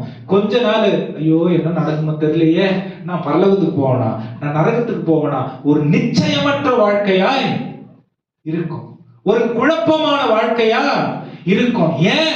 கிறிஸ்து மைய பகுதியில, அதாவது என்னுடைய வாழ்க்கையின் சென்டரா அவர் இல்லாததுனால. எத்தனை பேருக்கு அந்த குழப்பம் இருக்கு? இப்ப நான் கையை தூக்கி எத்தனை பேர் பரலோகம் போவீங்க அப்படின்னு கேட்டா அப்படியே பக்கத்துல அவங்க கை தூக்கிட்டாங்களா, அவங்க போவாங்கன்னா நானும் போயிடுவேன் அப்படின்னு நிறைய பேர் அப்படிதான் பரலோகத்துக்கு போறதுக்கு கணக்கு எடுத்துக்கிட்டு இருக்கோம். ஆமென். கிறிஸ்து வாழ்க்கையின் மைய பகுதியா இல்லைன்னா பரலோகம் இல்ல. ஆமென். நரகம் இல்ல. நான் 40 வருஷம் ஆண்டவருக்காக வாழ்ந்திருக்கிறேனே, அப்ப ஆண்டவர் ஏதாவது ஒரு ஒரு ஒரு பெட்டரான பிளேஸ் கொடுப்பாரு. பெட்டரான பிளேஸ்னா எது? ஆமென். இருக்கிறது ரெண்டு இடம் தான், ஒன்னு பரலோகம், இன்னொன்னு நரகம். ஆமென். பெட்டரான பிளேஸ் எது? எதுவுமே அப்படியெல்லாம் கிடையாது. ஒண்ணு இது இல்ல, ஒரு நாணயத்துக்கு எப்படி ரெண்டு பக்கமோ அந்த மாதிரி என் வாழ்க்கை தேவனை மையப்படுத்தி வாழாத வாழ்க்கையா இருக்குன்னா அது நரகம்தான். ஆமென். அப்ப குழப்பத்துல வாழ வேண்டிய அவசியம் இல்ல, தீர்மானமே பண்ணிருங்க. ஒண்ணு கிறிஸ்து சொல்லுகிற, வேதம் காண்பிக்கிற, அவர் காட்டுகிறதான பரலோக வாழ்க்கை, அது நிச்சயமா நாங்க போவங்கிற ஒரு நம்பிக்கையும் உறுதியும் எனக்கு இருக்கும். ஏன்? அவர் வார்த்தையின்படி வாழுறேன். அவர் சொல்லி கொடுத்திருக்கிறதான எல்லா கற்பனைகளை நான் கை கொள்றேன். அவரை சார்ந்த இந்த பூமியில எல்லா காரியங்களிலும் அவர் நாம மகிமைக்காக இந்த பூமியில என்னுடைய வாழ்க்கை சாட்சி உள்ளதா இருக்கிறது. அநேக ஆத்துமாக்களுக்கு நான் என்னுடைய வாழ்க்கை மூலமாக, என்னுடைய வார்த்தை மூலமாக இந்த இயேசுவை நான் பிரஸ்தாபப்படுத்துகிறேன், நற்செய்தியை அறிவிக்கிறேன். அதன் மூலமாக அவர் சொன்ன கற்பனைகளை நான் கை கொண்டதுனாலே, அவர் சொன்னதான எல்லா காரியங்களையும் நான் கை கொள்ளுகிறதுனால எனக்கு பரலோகம் வைக்கப்பட்டிருக்கிறது. நிச்சயம் வந்துடும். ஆமென். இல்லனா நீங்க சந்தேகமே படாதீங்க, பரலோகம் இல்ல. ஆமென். ஹல்லேலூயா. அப்ப அந்த நிர்விசாரமான வாழ்க்கையில, குழப்பத்துல நான் நம்ம இருக்கணும்னு சொல்லி பிசாசு நம்மளை வைப்பான். ஆமென். ஆண்டவரோ நமக்கு சரியான போதனைகளை, சரியான வார்த்தைகளை இந்த பூமியில இப்படிதான் வாழணும்னு சொல்லி கற்றுக் கொடுத்து அவருக்காக வாழ அவர் நம்மள தெரிந்தெடுத்திருக்கிறார். ஆமென். மூன்றாவது, ஏன் நம்ம ஆண்டவருக்காக வாழணும்? ஏன் ஆண்டவருக்காக கிறிஸ்து நம்முடைய வாழ்க்கையின் மத்தியஸ்தராய் இருக்கணும்? அவர் எடுத்த தீர்மானங்கள் ஒன்றும் இதுவரைக்கும் தவறாய் இருந்ததே இல்லை. ஆண்டவர் நம்முடைய வாழ்க்கையில தவறு செய்ய மாட்டாரு அப்படிங்கிற நிச்சயம், விசுவாசம் நமக்கு இருக்கணும் அப்படின்னா கிறிஸ்துவை நான் மையப்படுத்தி வாழ வேண்டும். இதுவரைக்கும் என் வாழ்க்கையில அவர் தப்பு செய்யல, நான் நிறைய தப்பு செஞ்சுட்டேன். ஆமென். என்னுடைய மீறுதல்கள் ஏராளம் இருக்கிறது, என்னுடைய குறைபாடுகள் ஏராளம் இருக்கிறது. ஏன் அறிவன் நம்பினதுனால, மற்றவர்கள் ஆலோசனையை கேட்டதுனால, உலக போக்கில் போனதுனால, அவன் கலாச்சாரங்களை பிடித்து கொண்டதுனால, அவன் உலக மனிதர்கள் எதெல்லாம் சரின்றாங்களோ அதை நான் எனக்கு சரி ஏற்றுக்கொண்டதுனால, சமரசம் பண்ணி கொண்டதுனால நான் இன்னைக்கு நிறைய குழப்பங்கள் இருக்கேன். ஆனா ஆண்டவர் என் வாழ்க்கையில ஒரு தப்பும் இதுவரைக்கும் செய்யல. ஹல்லேலூயா.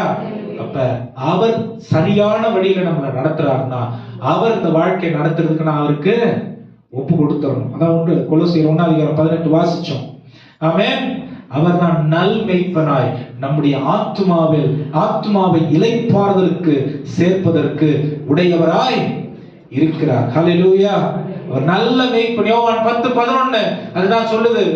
நல்ல மேய்ப்பன் தன்னுடைய ஆடுகளுக்கு ஜீவனையே, இது வெறும் பாஸ்டருக்கு மட்டும் கிடையாது, இது வெறும் பாஸ்டருக்கு மட்டும் கிடையாது. நீங்க எல்லாருமே உங்களுக்கு கீழே ஆண்டவர் வைத்திருக்கிறதான அவருடைய மந்தையில் சேராத ஆடுகள் இன்னும் ஏராளம் இருக்கிறது. ஆமென். உங்க கணக்குல உங்க மூலமா நற்செய்தியை கேட்பதற்கு மந்தையில் சேராத ஆடுகள் உலகத்துல ஏராளம் இருக்கிறது. நல்ல மேய்ப்பன் தன்னுடைய ஜீவனை, தன்னுடைய ஆடுகளுக்காக தன்னுடைய ஜீவனையே அதுதான் உபத்திரம். ஆமென். நான் நினைச்சதை என்னால் செய்ய முடியாது, நான் எதிர்பார்க்கிற விதத்தில் என்னுடைய வாழ்க்கையை வாழ முடியாது. ஏன்? கிறிஸ்துவை அறியாத மக்கள் உலகத்தில் ஏராளம் இருக்கிறார்கள். ஆமென். ஆலயத்திற்குள்ளே நம்முடைய சத்தத்தை கேட்பதற்கும், நம்முடைய ஜபங்கள்லையும், நாம் ஊழியம் செய்கிற இடங்களையும் நம்முடைய சத்தத்தை கேட்பதற்கு ஒரு கூட்டம் இருக்குன்னா, அந்த கூட்டமும் இதற்காக நற்செய்தியை அறிவிக்கிறவர்களாய் ஆயத்தப்பட வேண்டும். ஆமென். அது செய்யாத சபை செத்த சபை. ஆமென். எத்தனை பேர் நீங்க ஐசியூல இருக்கீங்கன்னு தெரியல. பல வருஷமா சுவிசேஷம் அறிவிக்காம சபைக்கு மட்டும் வந்துட்டு போறோம். வெண்டிலேட்டர்ல எத்தனை பேர் இருக்கோன்னு அதை எடுத்துக்கிட்டா உயிர் போயிடும். ஆமென். சுவிசேஷத்தை அறிவிக்கிறது நம்முடைய உயிர் நாடியா இருக்கும். ஹalleluya. அது கால நேரத்தெல்லாம் பார்த்துட்டு உட்கார்ந்துட்டு இருக்க கூடாது. இயேசு உங்களால் அறிவிக்கப்பட மந்தையில் சேராத ஆடுகள் உங்களுக்காக காத்துக்கிட்டு இருக்கு. உங்க ஜீவனை அதுக்கு ஜீவாதாரமா வைக்கணும். ஆமென். இயேசுவை ஏற்றுக்கொள். அப்படி இல்லை, எப்படி சுவிசேஷம் அறிவிக்கணுங்கிறத நீங்க சபையோட அதை என்ன சொல்றதுங்க, தொடர்புல இருந்தா, அது எல்லா குடுகையினுடைய வாழ்க்கை இணைக்கப்பட்டிருந்தா அது தெரியும். ஆமென். சொல்லுங்க ஹalleluya.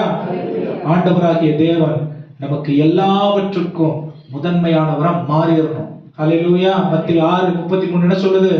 முதலாவது தேவனுடைய ராஜ்யத்தையும் நீதியையும், அப்பொழுது இவைகள் எல்லாம் உங்களுக்கு. இன்னைக்கு எல்லாம் எனக்கு கிடைச்சா ஆண்டவருக்கு நான் உண்மை உள்ளவனா அவருடைய ராஜ்யத்தின் விரிவாக்கத்திற்காக அப்படியே செயல்படுவேன். இல்ல, முதலாவது தேவனுடைய ராஜ்யத்தை நீதியையும் தேடுங்கள், அப்பொழுது எல்லாம் உங்களுக்கு கூட கொடுக்கப்படும். ஹalleluya. போன வாரம் சொன்னேன். ஆமென். எனக்கு புரிஞ்சா நானு கீழ்ப்படிவேன், எனக்கு புரியல, எனக்கு தெரியலையா, ஈஸியா சொல்லிடலாம். ஆமென். கீழ்ப்படிங்க, அப்ப புரியும். ஆமென். புரிஞ்சா கீழ்ப்படிவேன் இல்ல, அதுக்கு பேர் விசுவாசம் இல்ல, அதுக்கு பேர் நம்பிக்கை இல்ல, அது கிடையாது. ஆமென். கீழ்ப்படிந்தால் புரியும். ஹalleluya. சொல்லுங்க ஹalleluya. ஆண்டவர் ரொம்ப முக்கியமான ஒரு கட்டத்திற்குள்ளே நம்முடைய வாழ்க்கையை நகர்த்துகிறார். எனக்கு நல்லா தெரியுது. ஆமென். நாம் நல்லா இப்ப மாமிசத்தை, ஆண்டுடைய வார்த்தையாகிய மாமிசத்தை, நம்முடைய சரீரங்களுக்கு பலத்தை கொடுக்கிறதான மாமிசத்தை உட்கொள்கிறோம், வாரம் உட்கொள்கிறோம். ஆனா அதை நாம் மற்றவர்களுக்கும் பகிர்ந்து கொடுக்க வேண்டும் என்பதற்காகவே தேவன் நம்மோடு வாரம் இடைப்படுறாரு. ஹalleluya. ஏன் ஆண்டவரை நம்முடைய வாழ்க்கையின் மத்தியஸ்தரா மாற்றிக் கொள்ளணும்? ஏன் இயேசு கிறிஸ்துவை சார்ந்தே நம்முடைய வாழ்க்கை இருக்கணும்? ஏன்னா அவர்தான் நமக்கு சமாதானத்தை கொடுக்க முடியும். ஆமென். உலகம் பயங்கரமான ஒரு நிலையை நோக்கி ஓடிக்கொண்டிருக்கிறது. ஆனால் அவர் மட்டுமே நமக்கு உலகம் தரக்கூடாத சமாதானத்தை தருகிற தேவனாய் இருக்கிறார். ஆமென். நீங்க கிறிஸ்தவங்களா இருந்து எனக்கு சமாதானமே இல்லையா அப்படின்னு சொன்னீங்கன்னா நீங்க கிறிஸ்தவர்களா வாழ்ல நடத்தும். ஆமென். இயேசு உங்களுடைய வாழ்க்கையை ஆட்கொண்டு நடத்துகிற தேவனாய் இருந்தால், ஆமென், புயலின் மத்தியில் அமைதியான நிலைமை வரும். போராட்டத்தின் மத்தியில் சமாதானம் நம்முடைய வாழ்க்கையை ஆட்கொள்ளும். ஏன்னா ஆண்டவருடைய வார்த்தை போய் சொல்றது இல்ல. ஆமென். ஆண்டவருடைய வார்த்தை ஒரு பக்கம் 100 முறை என் பேரை சொல்றாங்க, அதுல 80 முறை என்னை பத்தி குறை சொல்றதுக்கு தான் சொல்லுவாங்க. ஆமென். ஹalleluya. ஆமென். அத பார்த்தா நிறைய நேரம் பிசாசை நம்ம கொஞ்சம் உத்து கவனிச்சோன்னு வைங்களேன், ஆண்டவரோட நம்ம எவ்வளவு கிட்ட இருக்கிறோம்னு தெரியும். ஆமென். ஆண்டவரோட நமக்கு நிறைய ஆண்டவரோட நெருக்கமா இருக்கிறோம்னா பிசாசுடைய வேலை என்னவா இருக்கும்னா நம்முடைய சமாதானத்தை, முதல்ல நம்முடைய சமாதானத்தை கெடுத்துடணும். எப்படி சமாதானம் கெடும்? எப்படி சமாதானம் கெடும் சொல்லுங்களேன்? மற்றவங்களுடைய வார்த்தையினாலும், அந்த வார்த்தை நம்முடைய செவிகளில் விழுகிறதினாலும். ஆமென். ஹalleluya. அதை நம்மள அப்படியே மிகைப்படுத்தி, ஆண்டவர் மிகைப்படுத்தாம நம்முடைய பிரச்சனையை அப்படியே மிகைப்படுத்துறதுனாலும் நம்ம சமாதானம் கெட்டு போயிடும். பிசாசு வெற்றி அடைஞ்சிருவான். நாம் விசுவாச வாழ்க்கை குறைவுள்ளவர்களாகவே இருப்போம். ஆமென். சொல்லுங்க ஹalleluya. அப்ப வேத வசனம் எவ்வளவு முக்கியமானதா இருக்கு பாருங்க. அவர் உலகம் தரக்கூடாத சமாதானத்தை கொடுக்கிறேன்னு சொல்றாரு. அதனால அவர் நம்முடைய வாழ்க்கையின் மத்தியஸ்தராய் இருக்கணும். ஹalleluya. யோவான் 15:11 சொல்லுது. நான் சொன்ன உலகம் தரக்கூடாத சமாதானம் எங்க இருக்கு அந்த வசனம்? யோவான் 14:27. அது மட்டும் கொடுக்கல, அவர் மிகுந்த மனமகிழ்ச்சியை, சந்தோஷத்தை நமக்கு கொடுக்கிற தேவனா இருக்கிறார். யோவான் 15:11 வசனம் கடைசியா, அல்ல கவனிங்க, என்ன கடைசியா நீங்க ஜெபம் பண்ணும் பொழுது என்னைக்கு உங்களுடைய இதயம் அப்படி ஒரு சந்தோஷத்தினால நிரம்பி இருந்தது. நான் ஜெபம் பண்ணேன், ஜெபம் பண்ணி முடிச்ச பிறகு என்னுடைய இதயம் அப்படியே பரவசமா இருந்தது.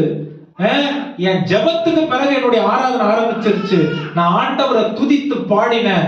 ஆண்டவரை அப்படியே ஒரு ஆண்டவரை நான் ஆராதிக்கும் பொழுது அந்த இடத்துல பரிசுத்த ஆவியானுடைய பலத்தையும் அபிஷேகத்தையும் உணர்ந்தேன். என்னைக்கு கடைசியா அந்த மாதிரி நிலைமை இருந்துச்சு. ஆமென். பக்கத்துல பார்த்து சொல்லுங்க, விழித்துக் கொள்ள வேண்டிய தேவை வந்துருச்சு. ஆமென். நம்ம எத்தனை மணி நேரம் வேணா ஜெபம் பண்ணலாம், ஆனா உங்களுடைய ஜெபம் உங்களுக்கு விடுதலைய கொடுக்கணும். நீங்க ஜெபம் பண்ண உடனே உங்க இதயம் சந்தோஷத்தினால நிரம்பணும். நீங்க ஜெபம் பண்ண பிறகு நிறைய பேர் என்ன பண்ணுவாங்க தெரியுமா? ஜெபம் பண்ணி முடிச்ச பிறகு ஒரு மணி நேரம் ஜெபம் பண்ணி இருப்பாங்க. அதுக்கப்புறம் 1 மணி நேரம் உட்கார்ந்து கஷ்டத்தை பேசிக்கிட்டு இருப்பாங்க. ஆமென். அதுக்கு எதுக்கு ஜெபம் பண்றது? எதுக்கு ஜெபம் பண்றது? பாத்திருக்கீங்களா நீங்க? நிறைய பேரு ஜெபம் பண்ணி முடிச்ச பிறகுதான் உட்கார்ந்து என்னத்தை பேசிக்கிட்டு இருப்பாங்க? கஷ்டத்தை பேசிக்கிட்டு இருப்பாங்க. ஆனா வேதம் என்ன சொல்லுது? பிலிப்பியர் 4 அதிகாரம் 6 வசனத்துல என்ன சொல்லுது? ஒன்றுக்கும் கவலைப்படாமல் எல்லாவற்றையும் ஸ்தோத்திரத்துடனே கூடிய ஜெபத்தோடு ஆண்டவருக்கு முன்பாக ஆண்டவருக்கு தெரியப்படுத்துங்கள். அவர் உங்களுக்கு என்ன பண்ணுவாரா? புத்தி கெட்டாத சமாதானத்தை உங்களுக்கு. ஹalleluya. நீங்க ஜெபம் பண்ணி முடிச்சீங்கன்னா இதயத்தை சமாதானம் சூழ்ந்து கொள்ள வேண்டும், சந்தோஷம் வாழ்க்கையை ஆட்கொள்ள வேண்டும். அந்த இடத்துல தேவனுடைய மகிமையை நீங்க உணரணும். அந்த இடத்துல பரிசுத்த ஆவியானவர் உங்களோடு கூட இணைந்து பரலோக தேவனை துதிக்கிற அனுபவம் வரணும். ஆமென். இதெல்லாம் தான் பைபிள் சொல்லி கொடுக்கிற ஃபார்முலா ஃபார் பிரேயர். ஆமென். ஜெபம் பண்ண பிறகு கஷ்டத்தை உட்கார்ந்து பேசுறது இல்ல, அது சரியான முறை இல்ல. அப்ப எங்க கஷ்டத்தை யார்கிட்ட தான் சொல்றது? அதான் சொல்லிட்டீங்களே ஜெபத்துல. அப்புறம் நீங்க உட்கார்ந்து பேசினா ஆண்டவர் செயல்படுறதுக்கு யார் தடையா இருக்கிறது? ஆமா. ஹalleluya. அப்ப ரொம்ப முக்கியமான விஷயம், கிறிஸ்துவுடைய வாழ்க்கையின் மத்தியஸ்தரா இருந்துட்டா, அவர் உங்களுக்கு உங்களுடைய கஷ்டங்களை கேட்டுட்டாருன்னா, இதுவரைக்கும் அவர் தவறே செய்யாத தேவனா இருந்தா, இனி உங்களுடைய ஜெபங்களுக்கு அவர் பதில் கொடுத்தாருன்னு அர்த்தம். ஆமென்.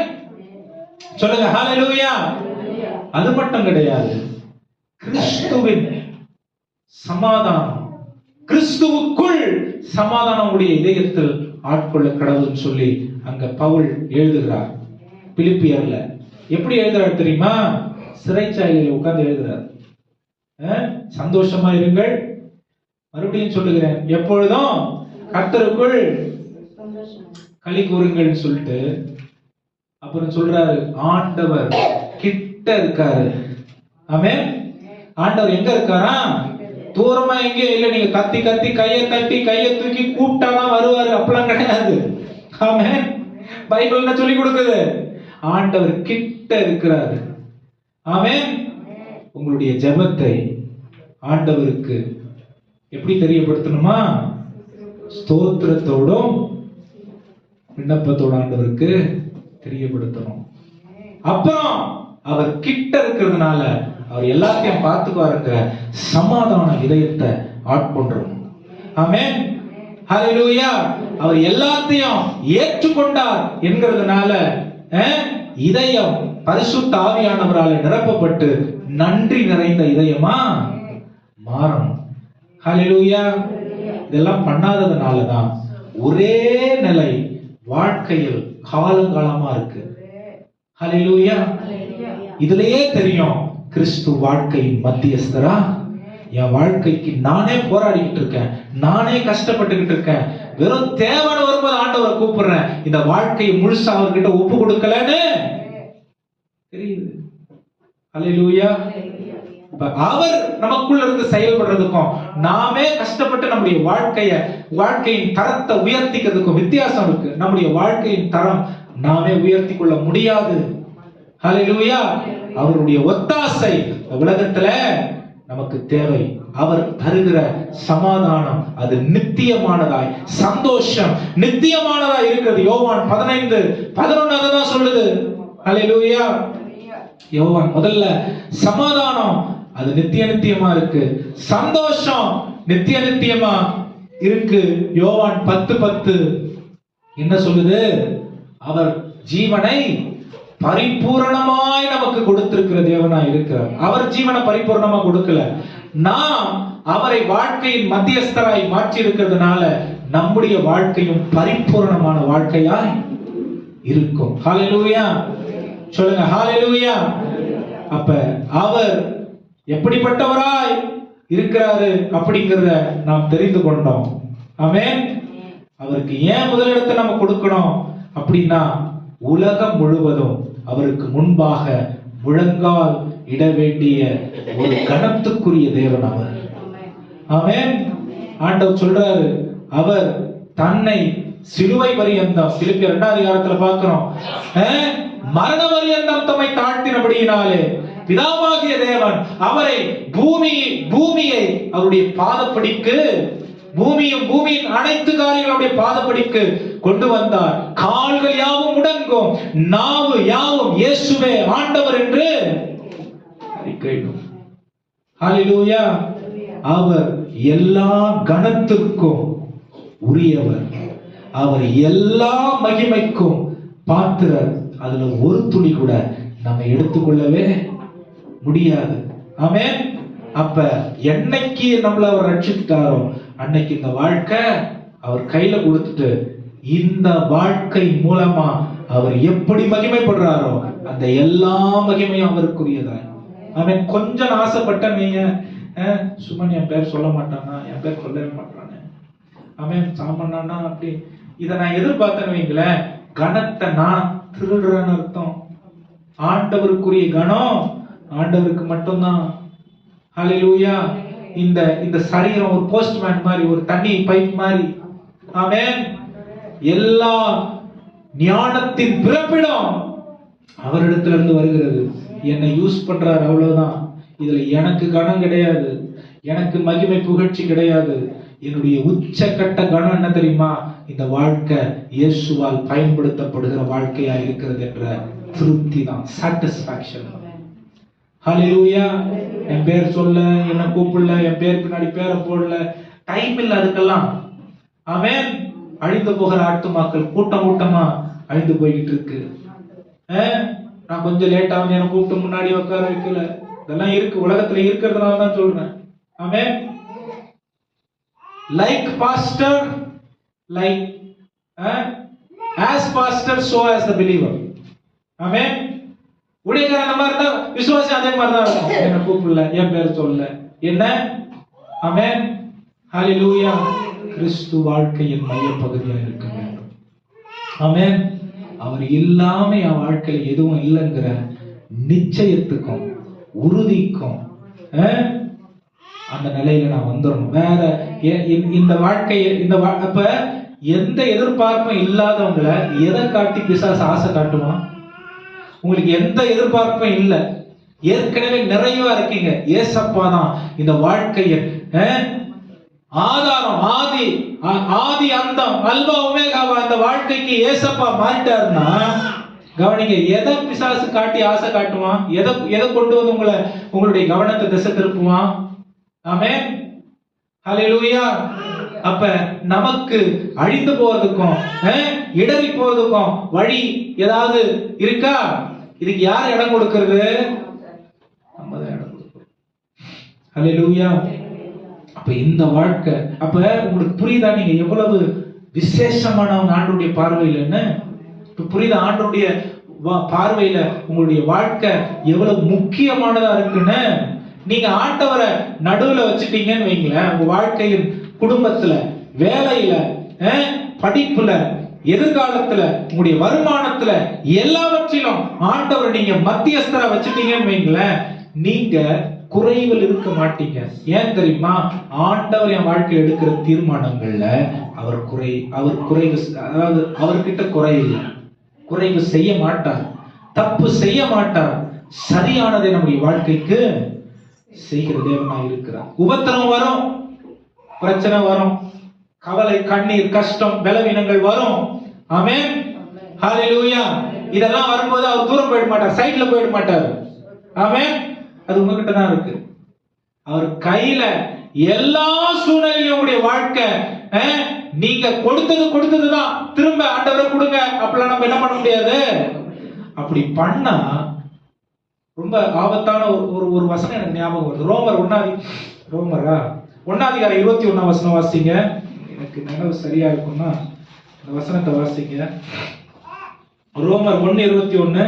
அவர்கள் தேவனை அறிந்தும் கவனிங்க, அவர்கள் தேவனை அறிந்தும் அவரை தேவன் என்று மகிமைப்படுத்தாமலும்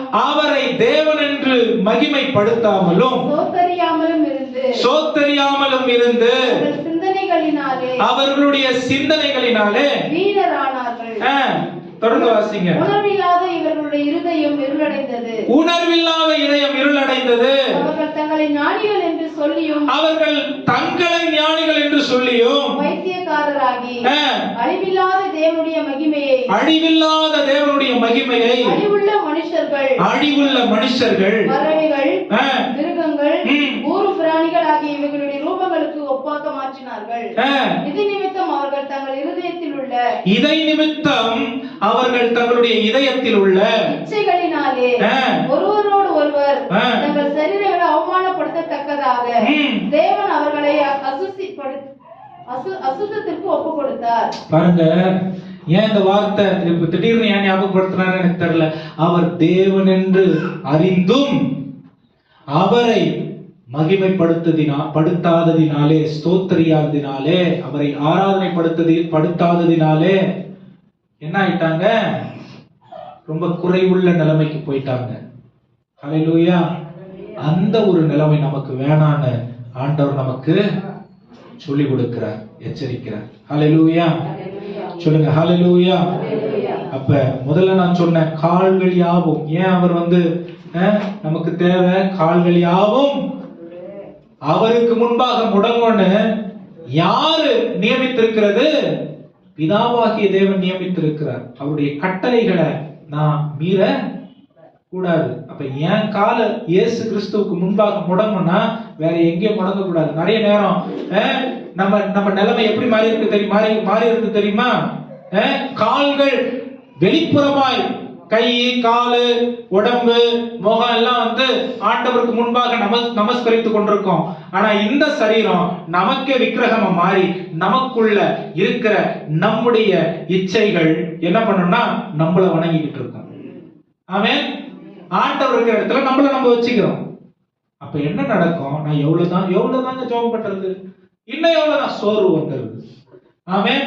குறைபாடு வந்துருது, சந்தேகம் வந்துருது, கேள்வி வருது, பயம் வந்துருது, குழப்பம் வந்துருது.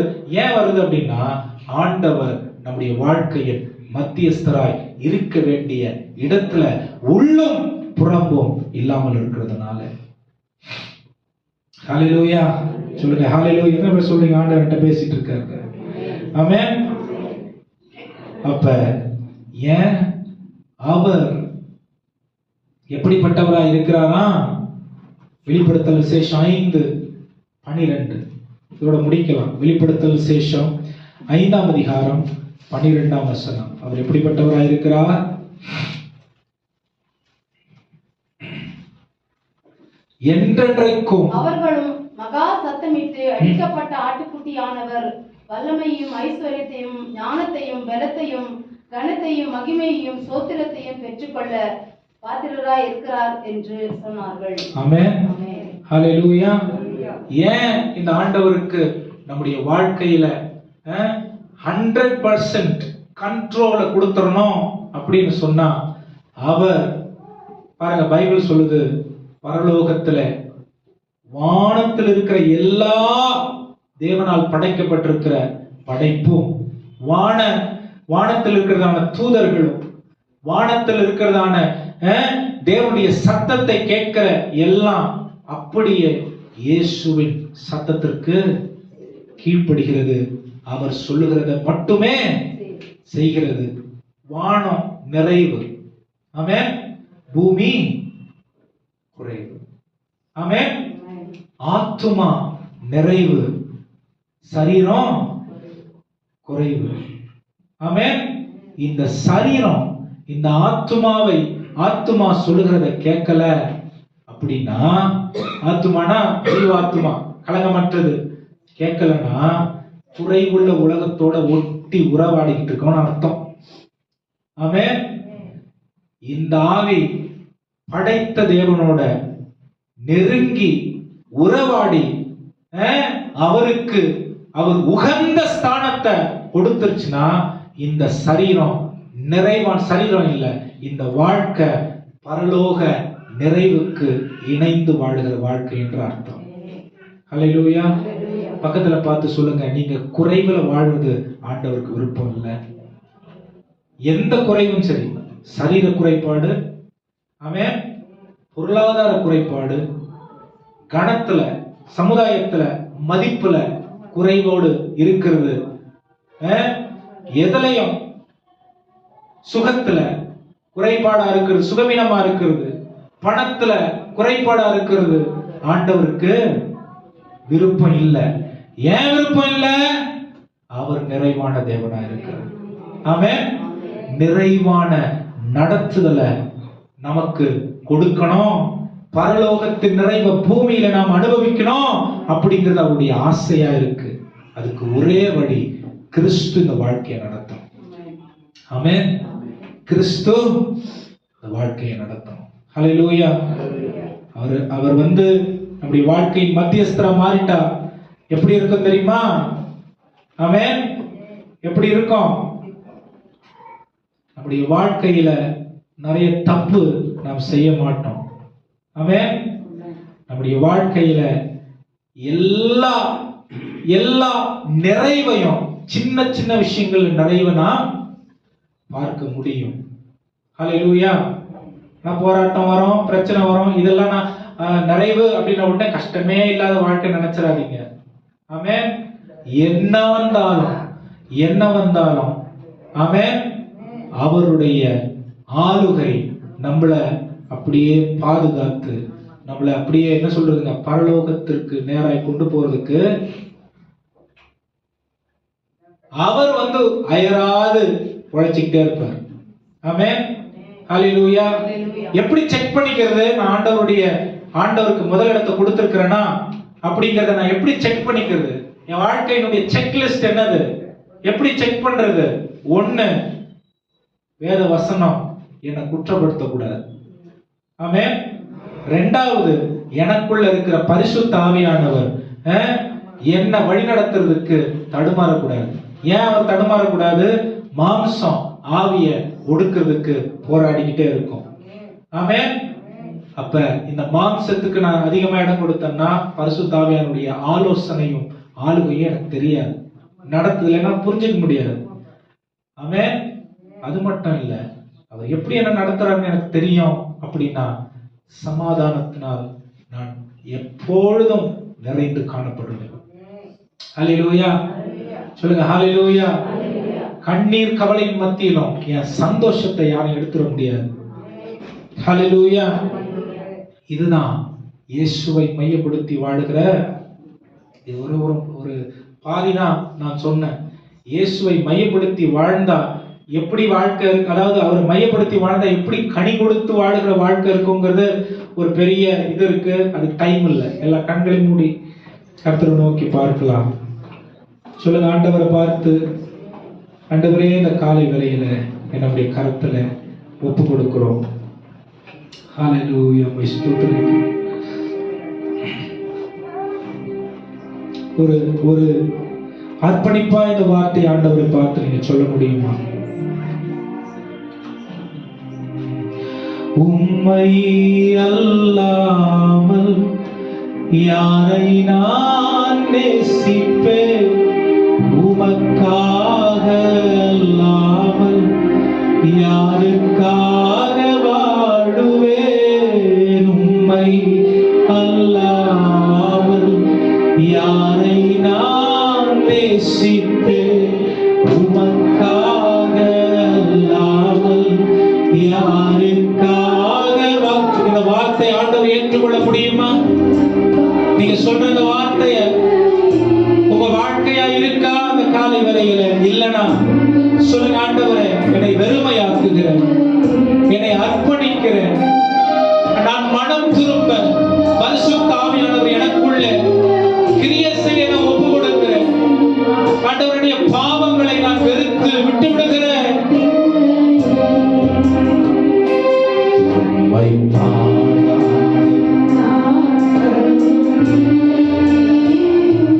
உம்மை தேடாத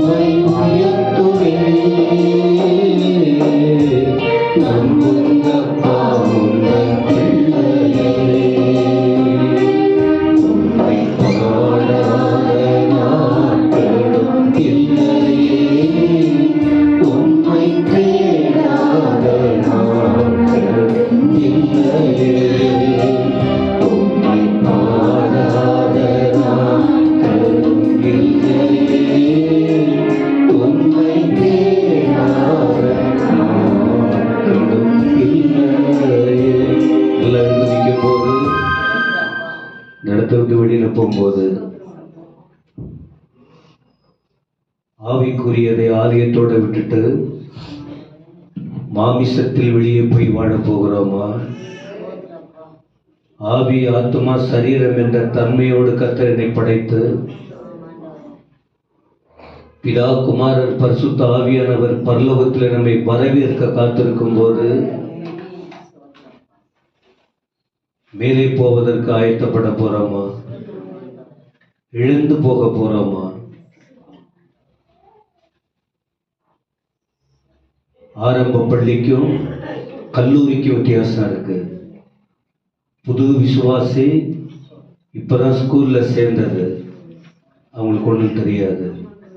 கல்லூரி அனுபவம் 12-13 வருஷம் கடந்து போய் தெளிவு பெற்ற வாழ்க்கை.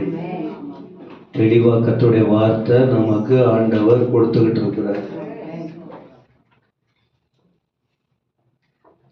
எனவே நிதானிப்போம், ஒப்பு கொடுப்போம், அவர் சத்தத்தை கேட்க ஆயத்தப்படுவோம். வேற வழி இல்லை. அவர் வருக ரொம்ப சீக்கிரம்ங்கிற உணர்வு உங்களுக்கு இருக்கட்டும். தேவனுக்காக வாழக்கூடிய அந்த கிருபைய அவ்வளவுதான். கர்த்தர் பேசுவாரு. ஏதோ லோத்து மேல இறக்கம் வச்சு கொஞ்சம் கையை பிடிச்சு இழுத்து வெளியில விட்டுட்டாரு. அவன் மேல வச்ச இறக்கத்தினாலே நான் இப்படி தாமதம் பண்ணிக்கிட்டு இருக்கானே கொஞ்சம் அந்த இறக்கத்தினால. அப்ப இன்னைக்கும் கர்த்தருடைய இரக்கம் நம்ம மேல இருக்கு. அதனால்தான் இன்னும் நம்ம அப்படி போய்கிட்டு இருக்கிறோம். இந்த இரக்கம் எப்ப விலகும் தெரியாது, கண்டிப்பா விலகும். கர்த்தருடைய இரக்கம் கர்த்தருடைய கிருபை விலகிடுச்சுன்னா என் வாழ்க்கையில எனக்கு சொல்லிக்கிறார், உங்களுக்கு சொல்லிக்கிறார். அதனால சர்ச்சுக்கு வந்த பிறகு நீங்கள் தெளிவடைந்த ஆண்டவர்கிட்ட போகிறதுக்கு ரெடியாக அந்த கிருபையை பெற்றுக்கொள்ள. இதுல மனுஷன் மேல கோபங்களோ மற்றவங்க மேல விரோதங்களோ வைத்து கொண்டெல்லாம் இருக்க முடியாது. அவங்கவுங்க செய்யறத அவங்கவுங்க பார்த்துக்க போறாங்க. அநியாயம் செய்கிறவங்க இன்னும் செய்யட்டும், அசுத்தமா இருக்கிறவங்க இருக்கட்டும், நீதியுள்ளவன் நீதி செய்யட்டும், பரிசுத்தம் உள்ளவன் இன்னும் பரிசுத்தமாகட்டும். இதோ சீக்கிரமாய் வருகிறேன். 2000 வருஷமா சொல்ற பெண்ணும் எண்டுல நாம வந்திருக்கிறோம். அவனவனுடைய கிரியைகளுக்கு தக்கதாக அவனவனுக்கு அளிக்கும் பலன் என்னோடு கூட வருகிறது. ஆனால் சில நேரத்தில் நம்முடைய குறைபாடுகளை மேடையில் நாங்கள் சுட்டி காட்டல. ஏன்னா எல்லாரை பற்றியும் நமக்கு தெரியும். அது சொல்றது மேடையில் இல்லை. கர்த்தருடைய வசனம் சொல்லும் போது நான் என்னவா இருக்கிறேன்னு எனக்கு தெரியும். கரங்களை உயர்த்தி கர்த்தரை ஸ்தோத்திரம் பண்ண முடியுமா? என துதிக்கணும், ஸ்தோத்திரிக்கணும்னு சொல்லப்பட்டிருக்கேன். ஆண்டவர் அசுத்தத்துக்கும் இழிவான இச்சை ரோகத்துக்கும் கேடான சிந்தைக்கு நம்மளை ஒப்பு கொடுத்துட்ட திரும்ப நம்ம எழுந்திருக்க முடியாது. ரோமர் 1 இந்த 3 காரியம் இருக்கு. இழிவான இச்சை ரோகம், கேடான சிந்தை, அசுத்தம் ஆண்டவர் ஒப்பு கொடுத்துட்டாருன்னா திரும்ப அதிலிருந்து வெளியே கொண்டு வர முடியாது. ஆத்துமா விலையேற பெற்றது, விலை கொடுத்து மீட்டிருக்கிறார். இவரை போல ஒரு தெய்வம் இல்லை. அந்த அன்பை புரிஞ்சுங்க, தயவை புரிஞ்சுங்க. வசனத்தின்படி வாழுவோம். இந்த வாரம் முழுவதும் நடத்துவா. நாளைக்கு அடுத்த மாசத்துக்கு போறோம். 11 மாதம் காத்தா. நாளை காலை நாளைக்கு அடுத்த 12வது மாதத்துக்கு போறோம். பொறுப்புகள் நிறைய இருக்கு. எல்லாம் கர்த்தர் நடத்தணும். இந்த நாளுக்காக ஸ்தோத்திரம்.